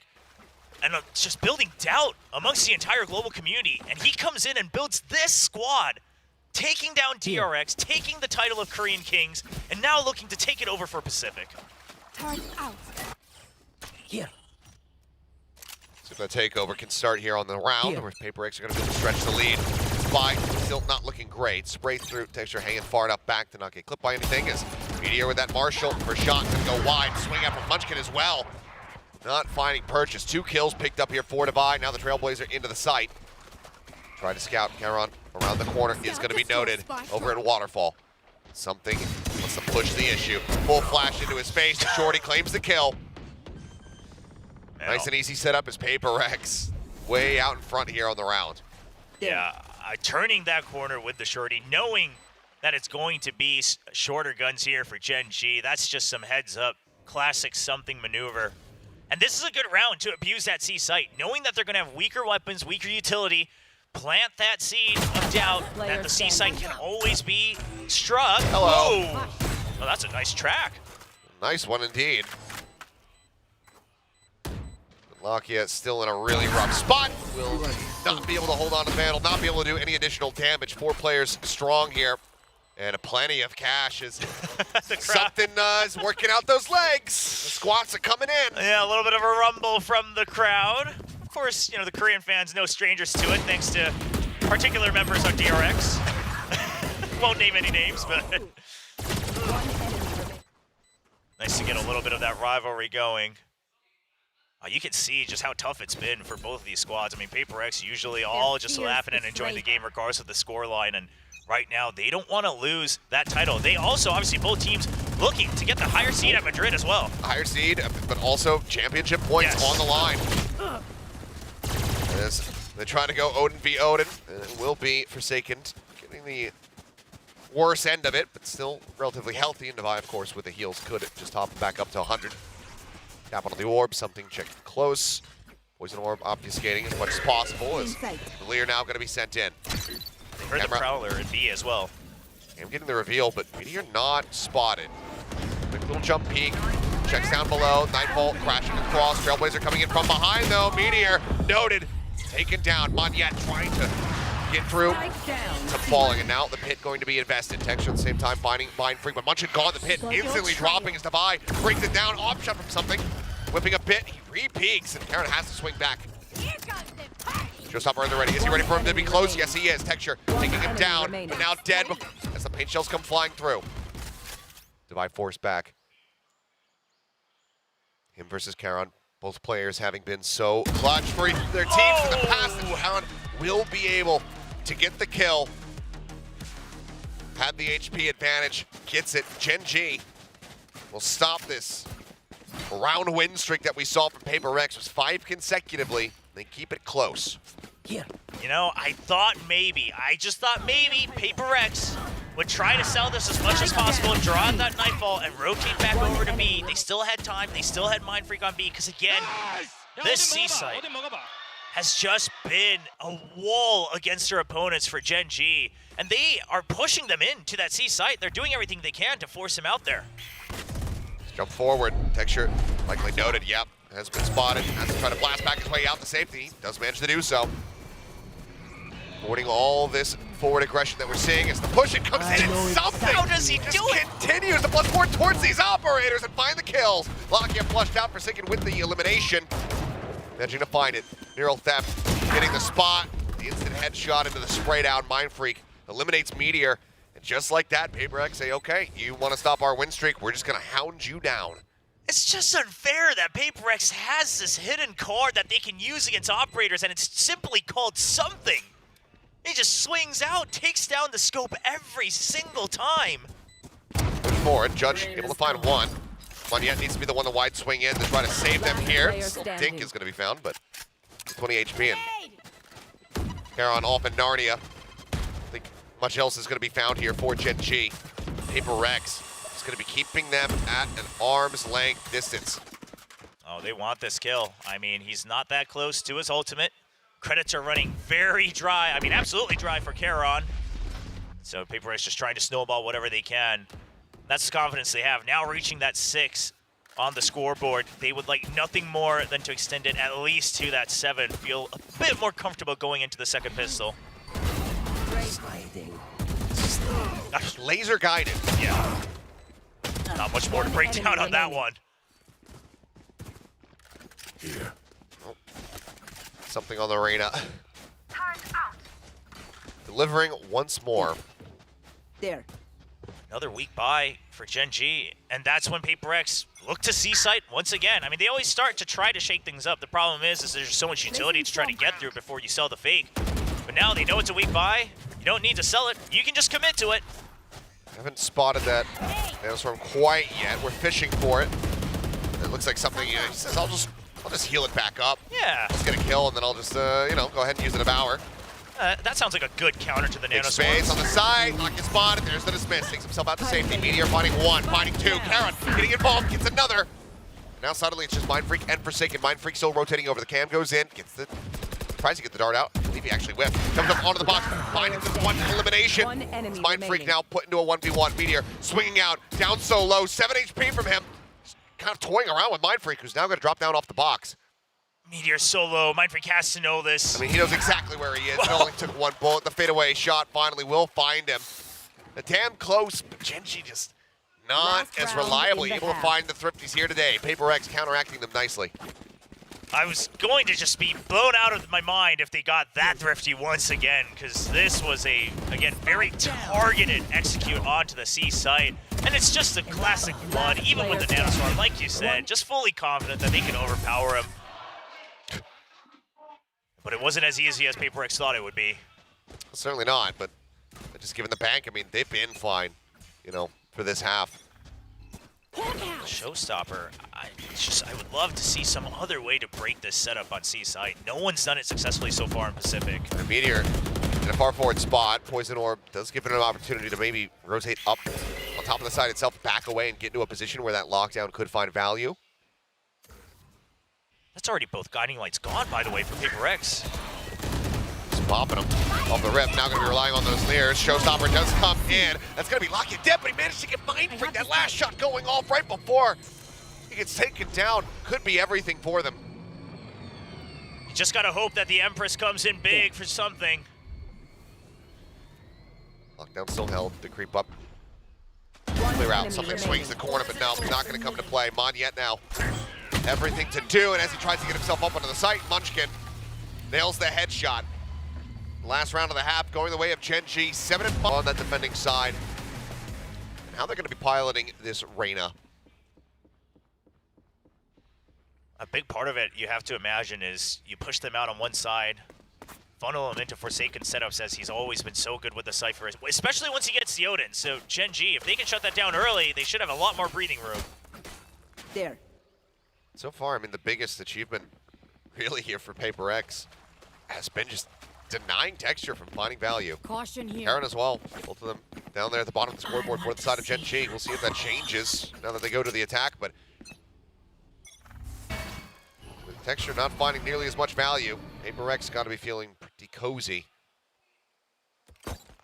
Targets destroyed. Okay, turret noting one. Meteor trying to break line of sight. Makes it around the corner just in time. Now re-swings. Yeah, should have caught sight of multiple as well. He's going to continue. Hold decently close here. Sheriff shot's not connecting yet as there's the jump forward, but Munchkin with covering fire, hoping to find the elimination. With paranoia, Munchkin coming up huge. Texture in the meantime, taking out Forsaken to take on the Divide. Full rotate around from the back, might not be finding value here for PRX. Nade goes forward, Texture finds the enemy sky. It's going to be a flawless pistol round for Gen.G. Well, the GenG marketing team smiling on that one as the GenG Classic comes out on top over PRX's. But it's a good call from GenG. They realize that PRX is just not stopping at anything, and they just say, hold, stop, turn around, just one person watch out for the peek out from whoever is anchoring on A. We will meet them right here on Rubble. A very different look of the Rubble fight, but a Rubble fight nonetheless. And good shots from Munchkin. He's feeling that confidence once again. Back on top of the scoreboard as the IGL for GenG. No force buy this time around. PRX just gonna see if they can try to get a thrifty done naturally. Just that Sheriff here in the hands of Divide. Once again, everybody overall on that C site. You can just tell exactly the positions they're holding on the minimap as well, just stacked on top of each other at close range. Yeah, at least get that ult orb. I like the timing of it. But that's all they'll get, quite frankly. Haven't been as successful as Gen.G on these thrifties, so not going to hold my breath too much on this one. You say that, I'm thinking about yesterday. On Ascent. Crazy one that they were able to close out, basically just classics. Forsaken will be able to find one kill, but Locky with the Guardian, putting it to good use, finding now 3, looking for the 4th. Mindfreak will take him down. Any more than that would have been a big cause for concern for Gen.G, but they'll hold on to the most expensive weapons, upgrade it to some Sheriffs as well, and tie things up at 7-7. Yeah, considering the circumstances, you know, PRX, you did what you could. Got a couple extra ult points. That's all you were going to get, especially coming out of that choke point over by Baby Door. But now the real question is that Odin is going to take a little bit. Wow. Okay, Lockya. You know, there's something about Lockya. He just hides his power until Texture needs a break. And then he just rises to the top. Has some impressive multi-kills on a lot of these maps. Some good acrobatics as well. Nade going forward. Entering C's coming out. It's Mindfreak. They're swinging out the door. Not yet, however, going to be able to find an opening kill. Texture going to be taking down Lockya as well. Parent on that swing, able to get a connection. No HP bar on something. He'll back away. Fly doesn't have the healing. With no charges either, something's stuck at 20. Bot coming back. Recalling my bot. Not quite the situation PRX would like, where they're trying to absolutely win the round, turn things around. They don't really feel like they have a numbers advantage, so they'll stick 2 people together still. Forsaken So just close. watching B and C. So close to tracking him Here. through that smoke. Last player standing. Defy will be able to find him. Now it's all on Meteor. Placing alarm 1v3. Alarm bot going to be set up. Spike is in hand. He wants a challenge for a kill first. Exactly. He wants to dwindle the numbers down, and he knows. He should know something is low. Well, push out. Okay, Device swinging in. Dead. Lear now going to be cleared out. Something. Again, just chipped away at. Now looking for the double push. Can't even get the one. Somehow, something dodging out those bullets. Keeps himself alive. Hopes the saves around here for PRX. Something swings. You know, his swings have been just so good, whether it's against the Scos, whether it's against the rivals. 20 HP, and to be able to get that last kill. They're even running forward as the person who's supposed to be. Had a great dismiss amidst that chaos and rubble to keep the aggro going. And again, that's why you pick the Reyna. Now, we've seen it try time and time again, of course. As always, it gets shut down once you can't get that first kill. But in a team like PRX, it'll work. Look at Devi, though. Glass cannon. Oh, jeez. Yeah, no armor. Just the cash right now. The situation not looking good for them. They want to be able to have those full rifle in his hand, I suppose, instead of going for something like a bulldog. Texture wanting to grab that orb, but the camera is enough to dissuade. Going for that no armor, just trying to get some extra damage, and I think they're really trying to feed something these kills, make sure that they can go for the trades. But that means they're banking a lot on this round to try to win out the map. Here. Rotation's back over towards the safe side, already begun. Meteor pushed up just outside of B, alongside this trap wire. Clears it now, so Monyet made aware. Just gonna go back and away. Mind Freak trying to swing out, but Karen finding the headshot. Shoots down the enemy Omen. Paranoia now. Not gonna be in this retake attempt. Forsaken goes sliding down, gets himself situated over a drop. Planted. Pushing forward ahead of his own trap wire, up against the side of the cage, and as it drops, he tries to get that transfer. Nearly had it. Karen will answer it back. Him in the lead. Paranoia now going to be sent out, connecting on a Monyet as he pulls away. Something starts swinging in behind, open baby door, which now is going to be broken. Still inside.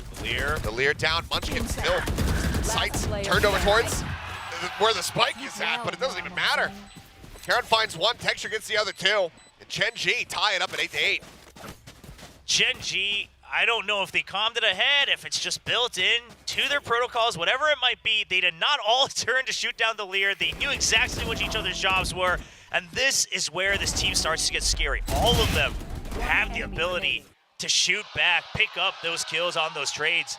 So as long as you're not all distracted by the same thing, you are usually going to win out on these fights. Very good post-plant setup from Gen.G, and that'll draw the timeout, especially with that buy. PRX doubling down on that 16th round. Now they'll have to take a bit of a breather. For the life of me, I mean, Munchkin is right in the line, standing right outside that door, trusting in Karen to be able to get the kill. Yeah. Ends up working out.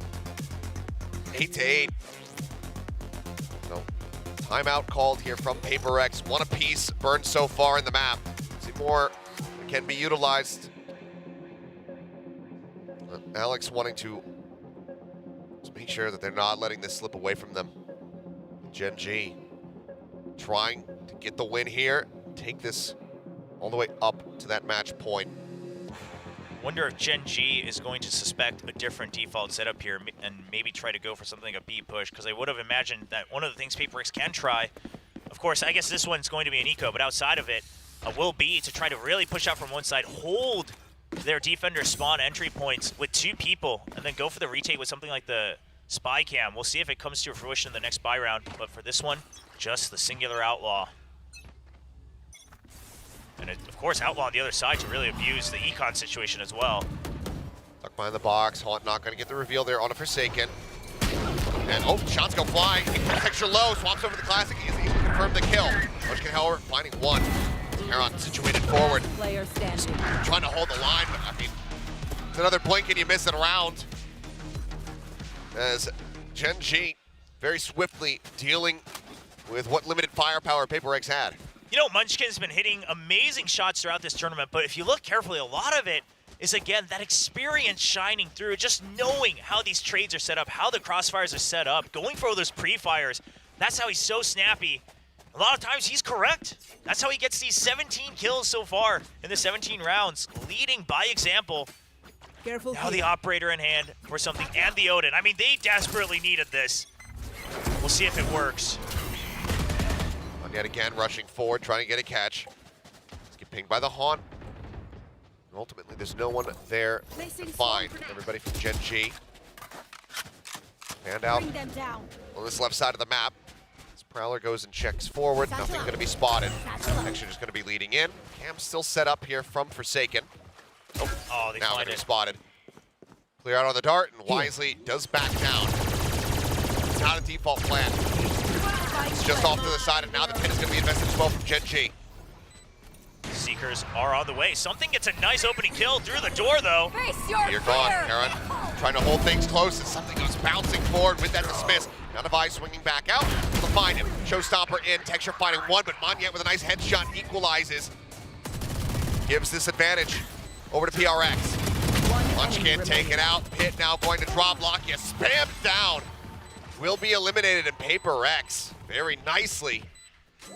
Will tie us up once more at 99, just trying to stay inseparable.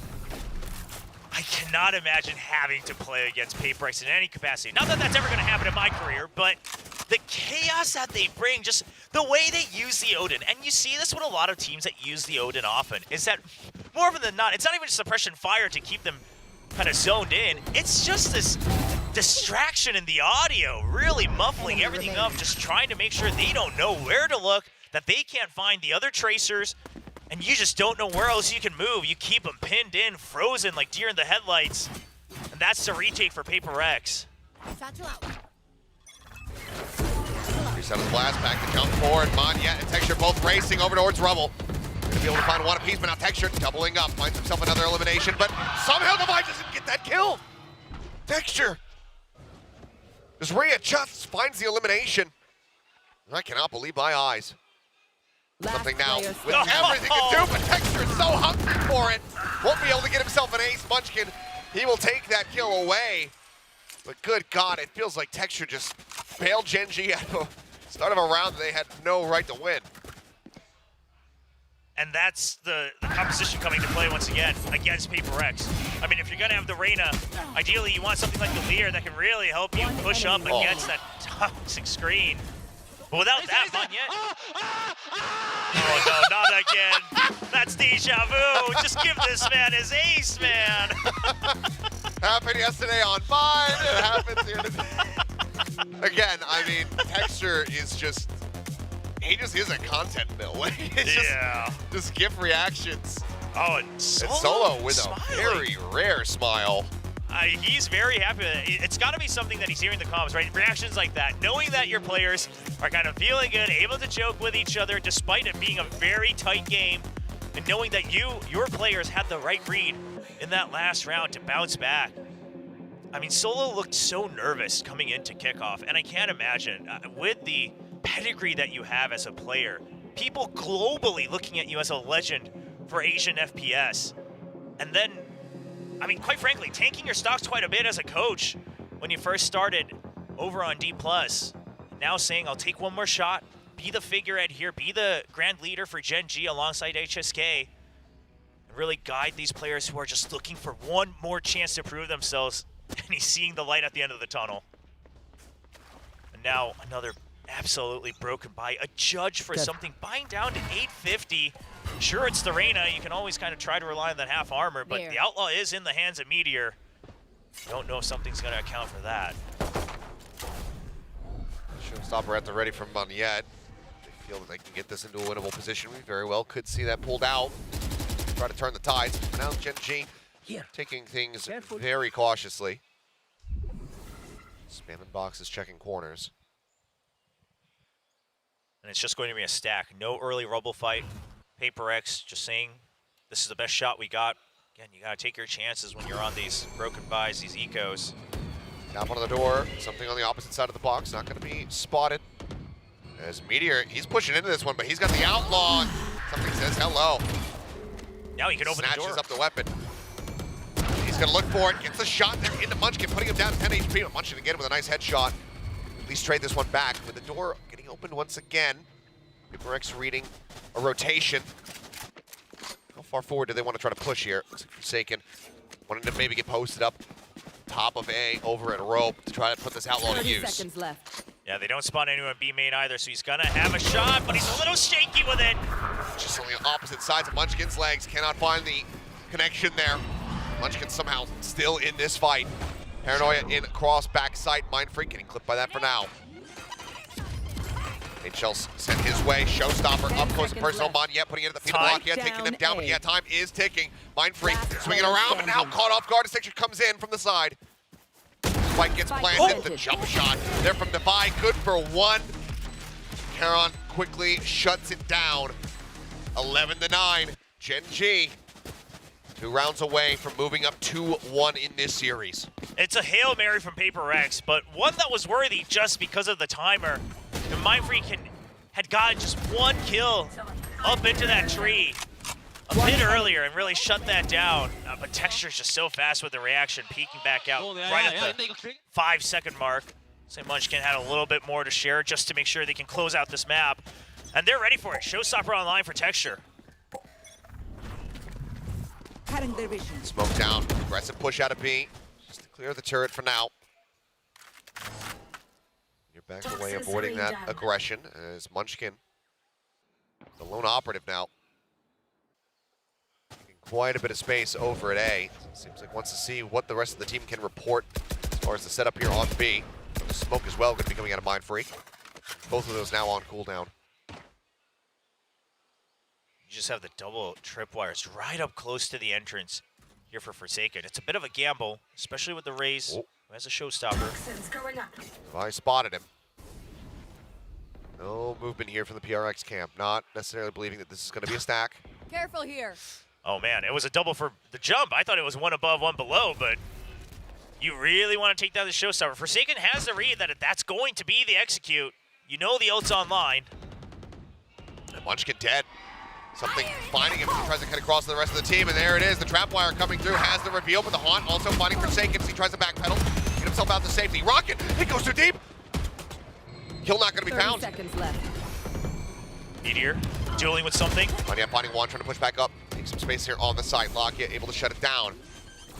Forsaken creeping back out from waterfall, but angle watched. Karen finding in. Lakia trying to go for the plant, but just baits the Vine forward. Finds the kill. Now, all on something. The heal rolling. They interrupt the 10 plant. seconds Again, left. passing it now over to Karen. Lakia looking to hold the corner. Swings back around, puts him Spike low, planted. puts him down to 21.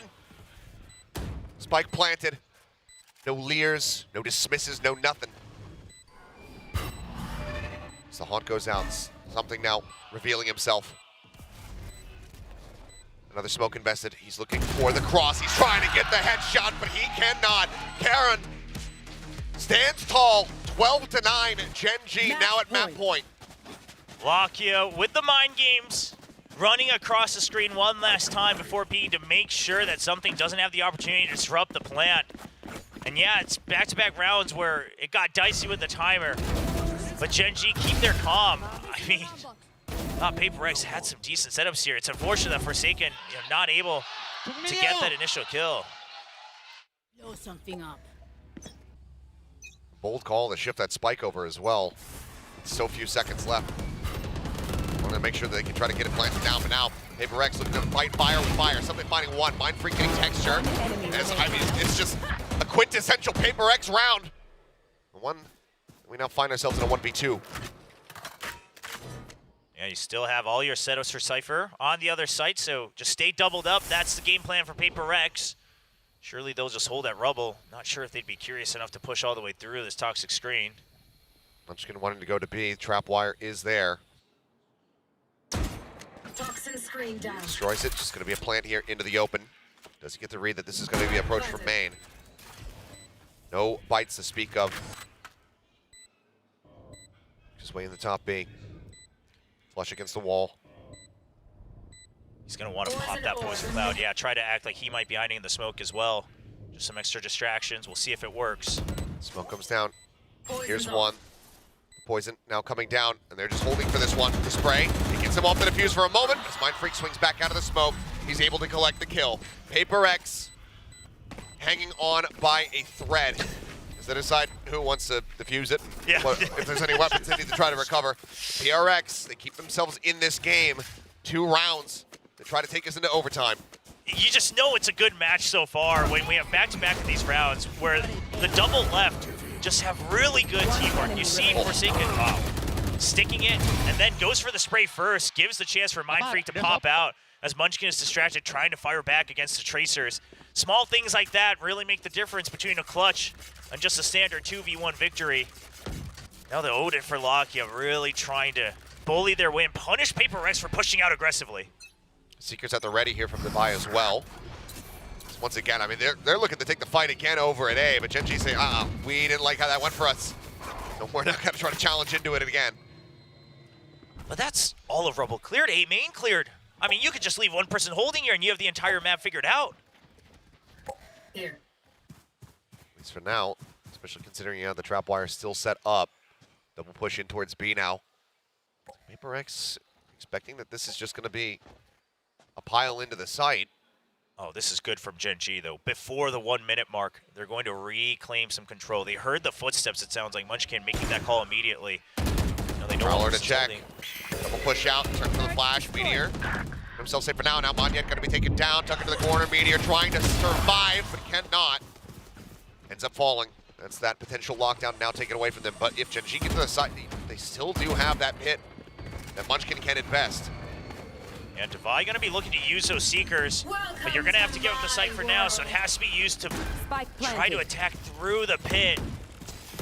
Everest, 25% remaining. Oh, they As the know. spam starts coming through, trying to prevent the grab on the door, but something finding the kill. The one tap through the smoke finds Karen, and now spots him out. What is that retake? Oh my god! I thought only Forsaken was close enough to follow up against the Seekers through the pit. But as soon as they go through the site, as soon as they figure out everyone's next to the door, they take the gamble, open it, hold the doubles right around the revolving door, and something just with the one taps, the dismiss end to the site to get the vision. I mean, how does good God! What? And then just scouts, and there's just nothing more to be done. Timeout now called, and we'll see. It is going to be from the Gen.G camp. This one was Wow. very much up in the air as far as who could be. Oh, never mind. PRX called the second one. I didn't write it down. My bad. I mean, oh. I thought they still had one. You know, PRX, yeah, I think they used it a little bit early on in the second half, but I mean, it's been tough from both sides. The real crazy part here is I think that had to have been off of the Seekers. Just kind of keeping track of that. Whatever it was, a one tap is just filthy from something, and it's what's gonna maybe give them this chance for the overtime. Now, lockdown still available on the side of Gen.G. They didn't have that ready to go as Meteor was taken out on the flank, and that's something that PRX will look to do again, cutting off the lurk nice and early. So I wonder if Gen.G, do they just go for a rush this time around? You have the Nightfall as well, just push through, then put up the lockdown on the post plant. It's an option. It looks like it will be it. Immense amount of options here for Gen.G. And one that, you know, if you dump these many key ultimates into a round, end up going into overtime, could be a little bit tilty. I'll find you. Launch out for now, up over the top, a check towards Mounds. Nothing going to be spotted. Forsaken again, just playing the side solo with that Odin in hand. We're checking the B box. Lockdown now going to be invested. Looking to shove them back, but I mean, you see something. Mind Freak, they're actually inching their way forward. Paranoia going to be sent in, but Munchkin not going to be caught by it. Ends up finding the kill. Lockdown now, getting ready to roll through. 1 more second remaining. They managed to back out. No one's going to be detained here. How smoothly can they try to retake? Boombot not getting cleared. It's drifting, in fact, over towards Texture. Finally manages to clear it out, trying to hold the door versus Moniette. Flush up against the wall. Devi looking to try to help his comrade push through that position. The flash goes in. It turns from it. No, Moniette still able to take it down. Lakia now trying to survive, trying to backpedal, but Karat swings in from main. From the side itself, I should say, to find the kill. Finds himself another one. Mind Freaking Devi, the last one standing. You know where this guy is at? Now it's all on the Sultan trying to get it done. He finds his second kill, but cannot get the third. 13-11, Gen.G will narrowly close out their picks. Extend this, or if this is going to be Gen.G walking away with a 3-1 scoreline, become champions here at kickoff. Oh, that would be one heck of a storyline. What a bounce back for Gen.G as a team and all these players individually. But my eyes for now on this bind is onto that PRX having just one controller. This is something that a lot of us talked about being such a weakness of the composition that Global Esports brought out at the very beginning of this tournament, saying, how are you going to play this map with a singular controller of Brimstone? PRX says, well, we have our own ideas, this time putting in that Yoru alongside. So it really feels like triple initiator alongside the Rays. Now just, it's going to be a huge fight here for Shower's control. Texture will find two something. Does take down the enemy Rays. This TP's now coming in around the back, but Meteor holding in that cyber cage. Able to find one, toggles over onto the cam. Dart going through, swings back out. Devi now dropped something. The last one standing. Put some damage into Munchkin's. Turns his sights back over to Showers, but Munchkin just re-aggro swings. Takes him down. Gen.G get the first pistol here on Bind. And it starts to feel like the fans feel that they're close, that we're close to bringing that title back to Korea. But PRX, they're no strangers to this. Had to play in front of a massive crowd last year against TRX at the Junction Stadium for the Pacific Finals, and they overcame it. And they reverse swept out. Yeah. Nice! But of course, Texture feeling it too. Kill them. They're one step away. Now just a sheriff for Devi. Hasn't had as much of a blow-up performance as we're used to seeing from him. Oh, Moniette. Greedy Orb. Wanting to get this. TP coming in to try to bail him out. Munchkin just one taps Forsaken as soon as the door is open. Good lord. Something trying to hold here for the orb. Will be able to get locked, yeah. Nice reply fire from him. As Mindfreak and Devi going on a bit of a push forward here. Karan hanging very well back. Spots one, takes him down, saw the other. He's gonna re-swing aggressively, but Mindfreak does punish him for that. Weapon can be recovered. Site taken. Texture not looking to try to guard things. Needs to bring this spike forward. Yeah, and considering that only we had 3 people buying up from Gen.G, this could actually be a bit of trouble and a lot more damage that PRX can do. Now, of course, that does mean Gen.G can also buy up to match in the next round. But right now, Mindfreak has a good opportunity alongside something. Launching smoke. On the trap wire, something still making his way over. One The enemy setup, remaining. Texture looking to take those hopes and dreams away. Your Munchkin can also rotate over to try to grab that Bulldog. Here at the end of the round is something hearing. Toggle on the camera. It's a trigger there, and Meteor just swings out from behind the box. Catching him in the back. Gen.G, they lose 2 players, but widely, you know, some of the weapons recovered here.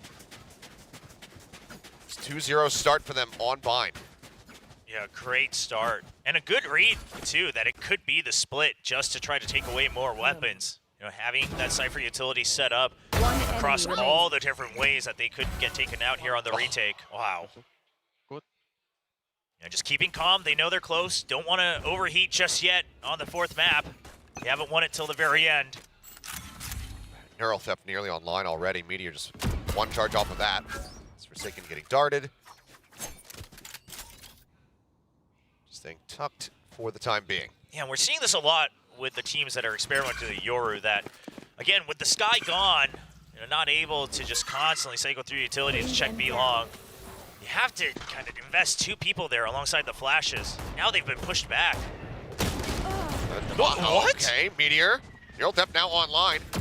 Makeup goes rushing forward. Forsaken swinging out. Spraying does get quite a bit of connection there. Doesn't have help. But now, yeah, is getting flushed out. Quick turn on the flash. The Neural Theft going to be invested. Wait to see if they can try to take him down. Karen able to find it in the end. Drops down on the top of Hookah on yet. So finding one. Smoke dissipating. Karen just re-steadying the aim there.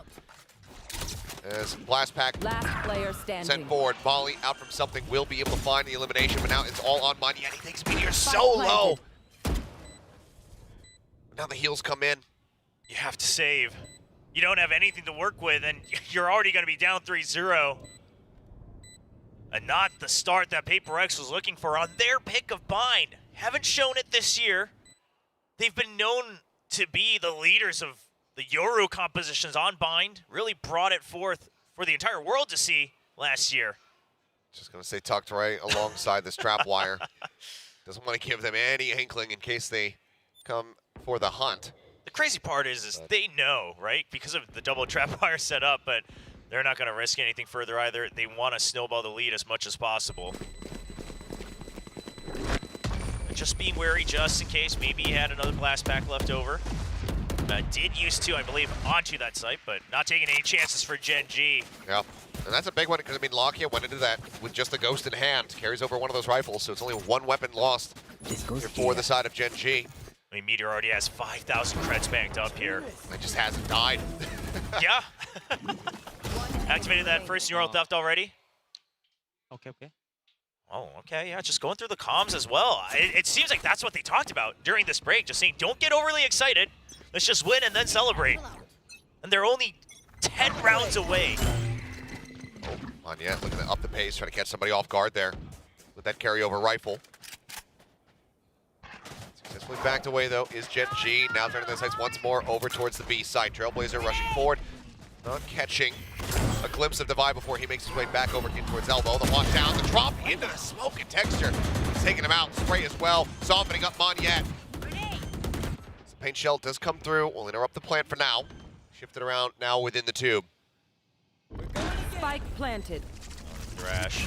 Okay, the check, and Meteor not getting caught by it. Swings around, will finally be felled, but not before finding Mindfreak. Scoreline continuing to build up for him. Forsaken trying to find something with the Sheriff in hand. Can't make it happen. It's now once again on to Monyet. But given that he was the one that saved, doesn't have the money built up, he's going to have to be the one that saves again. So far, obviously, 2 rounds with some iffy purchases on the side of PRX, but what we're really seeing here is Gen.G aware that that's going to be the setup that you often find with these Euro defaults. It's a Euro on B, trying to gate crash out somewhere else, maybe ready to take the TP just to throw a bit of a curveball. But oftentimes you're going to need some other support. So the Fade is there with him. They try to pressure it. They try to push it back into the site as fast as possible. Worst case comes if the TP comes through. Meteor's ready for it. He's watching for that teleport, for that showers control, so he's not giving it up for free. It's a strong default from Gen.G, and quite frankly, one that PRX, as the defending team, has to figure out the answer to. Yeah, Meteor's so clean so far here in this map. The movement there, dodging out on the Thrash into the Cyber Cage, being able to trade one before getting taken down. Dangerous signs for PRX, which is why we see the timeout again being forced out very early on. Yeah, and you're not even on the attacking side right now, so you can't even just say we're going to rush one site anymore. That's not going to work. You could rush out of one site. You could rush out of one site. We have seen that before for PRX, and sometimes that's what catches them off guard, but I just feel like this map right now, Gen.G is ready for it. And the thing is obviously Gen.G showed one iteration of their bind yesterday against PRX, who also was running a Euro composition. So PRX, they, not much time, but they had some data to go off of. And this time, Gen.G is just saying, let's try to get a read on PRX first. So let them make the first move. They're going to be antsy for it, and they would have identified that absolutely correctly. We'll see what the call is going to be here. After Alex's intervention, Operator does come through. Being put into the hands of something now, which I don't have the updated stats right now, but coming into this map, even being down in the series and having Gen.G be at match point, Something's impact has been impeccable. Yes. Tied for top fragging alongside Charon, both of them dropping 50 kills so far in the series. He's 16 and 5 in first kills, first deaths. Jeez. The start of the value here, Something has been amazing, but Forsaken now trying to get it first kill of his own. Does so, but now Something pushing forward, trying to take that deep, hard angle outside of B. Just gets punished. Yeah, and he just thinks because of the hard push that they're going to be holding further back away from Fountain, but Meteor's just up close. Tell him, Hank, this is how it feels. To be scoped in and instantly don't. However, Spike down B. instantly finding 3. Texture answering one back. Monette will be able to finish him off. Fantastically done by Mindfreak. Hoping to bail him out, but yet another round loss keeps them alive, gets them on the board. It's great to see Mindfreak performing as he has been this entire kickoff, because he's had some ups and downs throughout his career, obviously very storied alongside the rest of the PRX squad. But when he's at his peak, he's so clean with it. And just the comparisons and the stories we're getting just from this finals alone, right? The controllers, Mindfreak and Charon, you mentioned it. Obviously, there's the fragging potential between Something and Charon. The duelists, of course, Texture, really trying to continue to be at the top of the pack. Okay. Oh my! Like ships passing in the night, but there's no reinforcement here from Monette. Orbital Strike just cutting off that access. So he gets isolated and taken down. Move out into the corner. Forsaken makes his way into the dimensional drift. See what he opts for here. As, okay, flash out, Showstopper sent towards heaven. Mask comes off, that's the fake out. Texture, not falling for it, but eventually just gets flushed out into the open. The kill comes in. Devi as well, finding one. Forsaken with a nice tap, takes out Meteor. Munchkin lock yet, now the last one standing. Spot on the one. Mindfreak heading across towards Showers. They should know that he's trapped somewhere in Lamps. He saw a little bit more info coming out from that Prowler as well. Not going for the teleport to play here. Is Mindfreak going to be creeping all the way around over towards short? PRX is playing this safe, and I don't mind that, but that could be what gives Gen.G this opportunity. They have all the time to explore the entire site and figure out a different exit. All that time for Mindfreak to just go on a walkabout. Gets himself rotated around. Hearing the jump peeking. Dizzy going out. Munchkin with a click clear. Doesn't to be worried about potential wallbang coming through. Reads this very nicely, but Mindfreak nails the shot. PRX picking up 2 in a row. Well, if it's not going to be your crazy duelists that are putting the round wins on the board, someone's got to do it, and Mindfreak's here to answer the call. Barely bringing them back into this. Forsaken committing to that spray was good, and also the dimensional drift just to make sure they can't commit the plant. Then the orbital strike, and then the flash as well to try to trap some of them with that blinded vision. within that Brimstone ultimate. I like the entire sequence of it, and it eventually leads to that round win that PRX oh so desperately needed. Op still, of course, in the hands of something as well.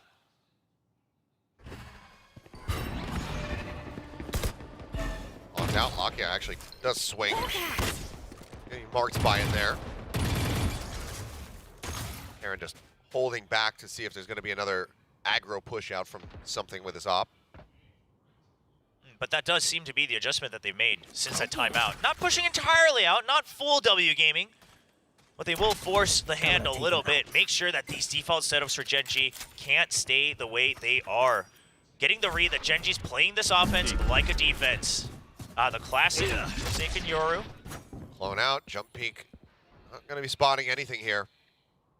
So for now, PRX still trying to really get a read on what Gen.G's movement's going to look like. This does send Forsaken back over towards this A site. So 3-man stack there, but the operator still posted up from something. They have to be ready for this. There's the dog to lead the way, and Texture off the back of it. Yeah, he does get shot through it. Manages to stay alive and lock it. I know exactly. Throw those heals out. Now another neural theft. Second one for Meteor so far here in the game. Coming down. 30 seconds It's going to left. be a little bit of a bait and switch attempt here with the teleporters, but not yet, still hovering nearby. Shot sent on that entry. Tucks back in towards Lamps. Monyet now stuck in Lamps. No one there to back him up just yet.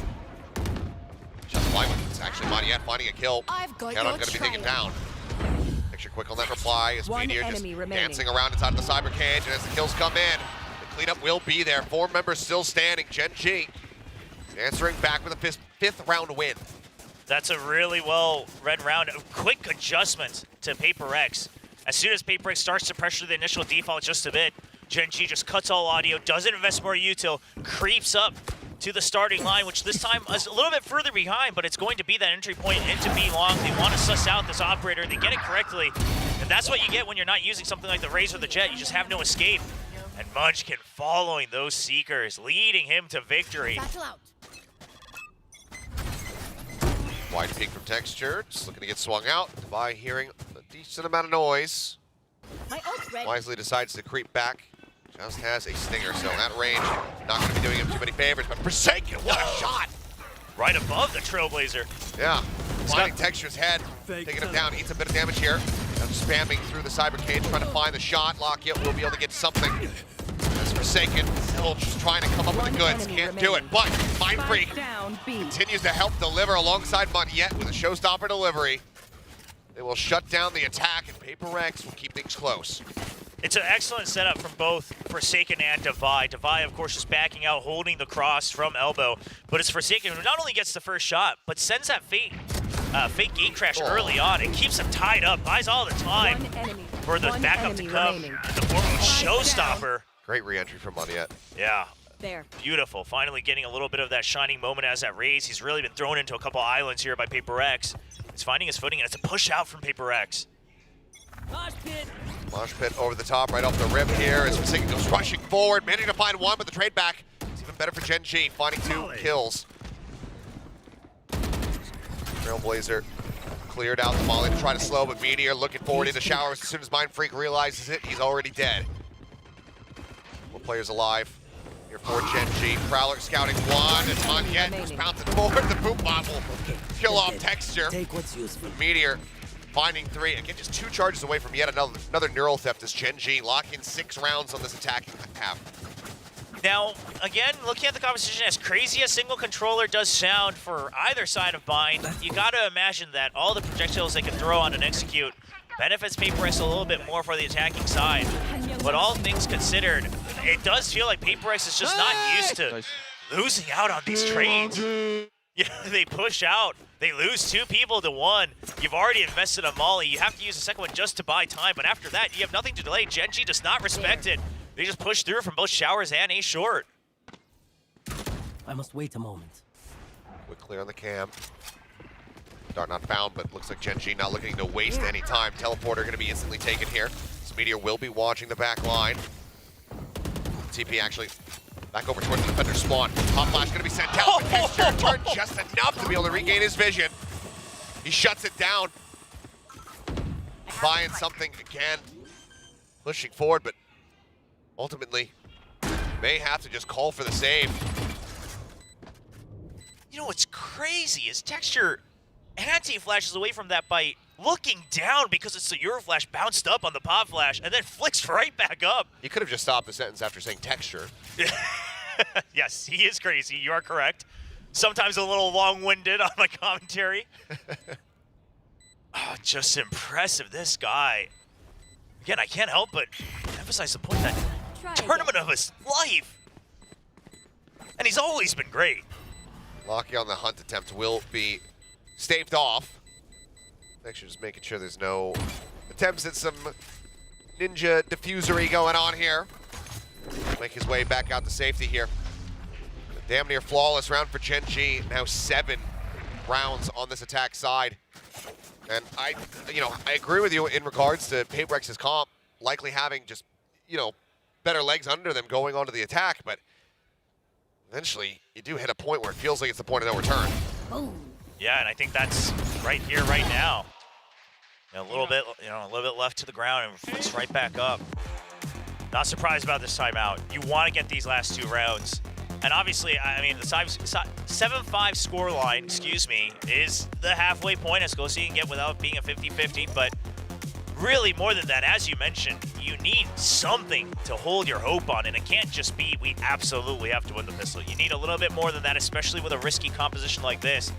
Just the one brimstone. I mean, that gets so tricky on when and where you use those smokes, because all 3 of those sky smokes have to find value. Plenty to be said here from Alex. His last few seconds, getting ready to dwindle out. See what kind of impact he's going to be able to have and whether or not they can try to rescue the remainder of this half. Like you said, 7-5, given the composition, the setup here from PRX. I'd say those are pretty decent odds for them. They need to be able to get these last 2. Showstopper pit available on the side of Gen.G. Yet another dimensional drift here for Forsaken. See what value it brings. I feel like, sure, you get some tricky kills now and then already in this match. He's done it before on Split, but outside of the kills themselves, hasn't been that easy to find amazing value for space, as Gen.G's been fairly prepared for it. Gate crash back over. Thrash is ready. Forsaken joining in. Now they hear that Trailblazer coming, and that's going to be the rotation as well. Mindfreak looks to make his way over to the side. Texture just disrespecting the poison damage since the Showstopper out at the fake, however. Now he's kind of going to be stuck within that smoke. Tries to push out, but Divide able to find the kill.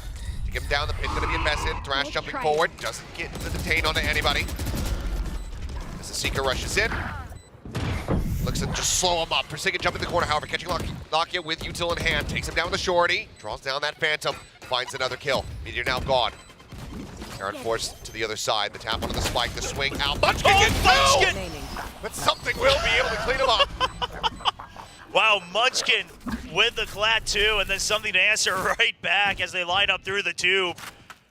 It could have been disaster. I didn't mind the idea to bait them out with the fake diffuse, but lining up like that against someone like Munchkin and Charon, a risky endeavor. I didn't see that one back here. As Texture trying to find the value, hearing that Odin spamming through lab.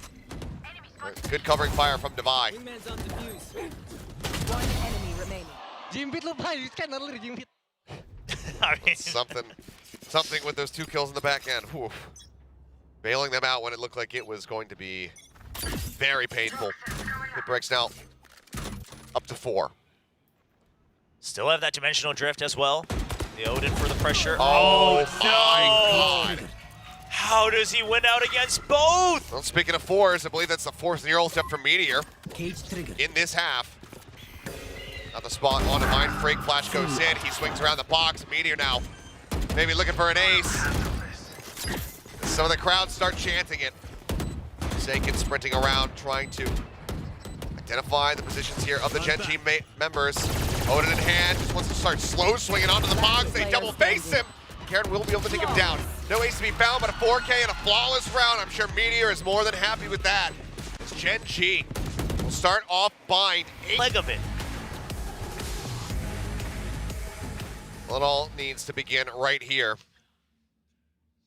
A monstrous run back ahead of them if they want to extend this into that 5th and final map of Breeze. For now, I mean, it's just been such a dominant showing. I mean, 12 rounds played, 5 deaths only for Meteor. Wow. Been impeccable for him.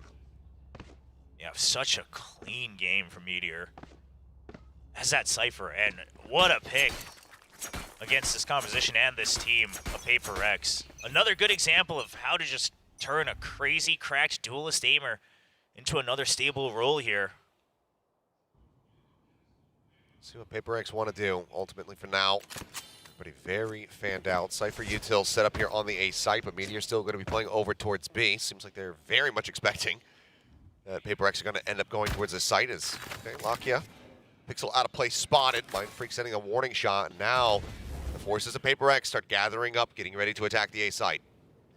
Yeah, I mean, the A site, even the spy cam and everything set up for a retake. You see that deep tripwire. They just want to know if backside is taken or not. Munchkin will try to get some shots in. He does. Actually, a lot. Oh, Spawn yet up on top of the box. Still wants to try to send down that bite. He's greeting for Red. And the thing comes in. And he runs out of bullets. Munchkin able to win out. Goes for the reload. That's a pretty decent advantage here for the side of Gen.G, considering the damage already out onto something. Texture now swinging around from behind. Mindfreak. Tucked away, backing away from that smoke for the time being. As Meteor finding Forsaken. Swinging out to the side. Munchkin now coming up with another one, finishing the job that he started. Comes up with a kill. Meteor, however, getting distracted. The nice little tug of war coming through as Texture falls. Lakia, last one standing by, rushing forward, and he gets it. The half already finished, but either way, he had all the time in the world. Lakia, the last one standing, as Gen.G move up to 9. It's such a good setup from Gen.G. Abusing the fact that Cypher, obviously global utility, sets it up in A, but not to delay. Even the toxic screen, it's not meant to delay, it's just meant to make sure that the retake is easier. I mean, they get the free gift of the early kill onto Manyen, but they have the trip set up, the spy cam set up to make sure that PRX can't find a good post-plant position. And Munchkin feels good about that. What a read, what a call from the IGL. And a good first kill. Shoves Mindfreak out into showers, and now PRX, they can't. They're not going for the force. They want to go for the long haul. Caron around the corner. There's the push in. There's one. There's basically the call out with the judge. The long-range support from the Guardian as well. He's looking to shut them out of this one. Tucks away. The Prowler coming through. Munchkin. He'll get himself a second. Caron gets the third. A flawless anti-eco. This Gen.G now up to double digits. 3 rounds away from becoming the kings of the kickoff. You play enough games on stage, and even a cracked aimer like Karen's going to be using the judge as well, getting the full Valorant experience. Playing like a cracked aimer, swinging out on those wide swings, sometimes playing like a Rat King, and he'll do it all. Flawless. I mean, what do you do as PRX? You don't even have many chances here. Just finally the buy run, and you're already down 6 rounds. Not many chances and no timeouts as well to work with. All of them having to be burned within those first 10 rounds. Oh no. Push out, turn for the flash, but 2 kills now, 3 gonna be found. Some good answer back here, something, and Divide find one apiece. Divide now finding himself a second, but it's another blink and you miss it round between these 2 squads. Texture picks up a 3K with the Guardian, and Gen.G continue to strive towards the throne. It's just as if that they have switched souls. This is how PRX used to play. Absolute disrespect, knowing that you can win every duel. Look at just how confident Texture is. This man just does not lose this week. It's like he's constantly playing with neural theft. He knows every single angle they're going to peek from. I mean, this could be the start to just one heck of an insane year for Texture. Prowler in, but Snakebite to delay. Paint shells, where those ones went. Full flash though onto Munchkin. Drop in, Lakia lurking. Outside Garden, managing to find one, something with the Guardian. However, able to get Texture, but now Meteor arrives. Forsaken, no HP. Caron. Player standing. One enemy We're gonna shut it down. 7 health remaining. The rookie versus the vet, and the rookie stands tall. The odds were stacked against him. Forsaken needed that one. Gen.G now at series point. Gun here. This squad is building something insane. I mean, obviously the year has just started, sure, but with the performances they've had throughout so many maps, having to play through so many matches, all going the full distance, This goes here. I don't think we can say that this is just a kickoff thing. I think they are building towards an absolute monstrous year. And if they get the 3 championship points right off the bat, going to Masters Madrid at the higher seed. Oh. One step forward, one step back. Things equalized. Forsaken gone. It's a lot of firepower taken away from the team. Oh yeah! Monster on the loose! Thrash will lead the charge. Texture hanging back. Trying to avoid detection. Orbital strike sent in from Karen, just delaying. Monyet up in front of it. Being decayed down lower and lower. Lamps the target here as Texture tries to make his way out the safety. He barely does. Flash from Lakia. The drag across. Finds one. Munchkin swinging the corner. Finds another. Mind Freak and Monyet. Fight back. Now it's just down to Monyet and something. The TP is going to be used. Karon, the classic in hand. Surely not like this! gosh! He finds one! What in the world? 3 HP separating the 2 remaining players. A paint shell in the hands of Monyet. The Boombot here for Texture. Planted. The plant comes down. Texture playing it patiently. But we can see Monyet tucking and swinging around through the elbow. And so far, Texture not getting a sense of this at all. But now he will turn his sights over. He spots him! He's got it done! 13-4, the players already on their feet. Texture will get the defuse as Arrest start the celebrations. Gen.G, they have controlled chaos and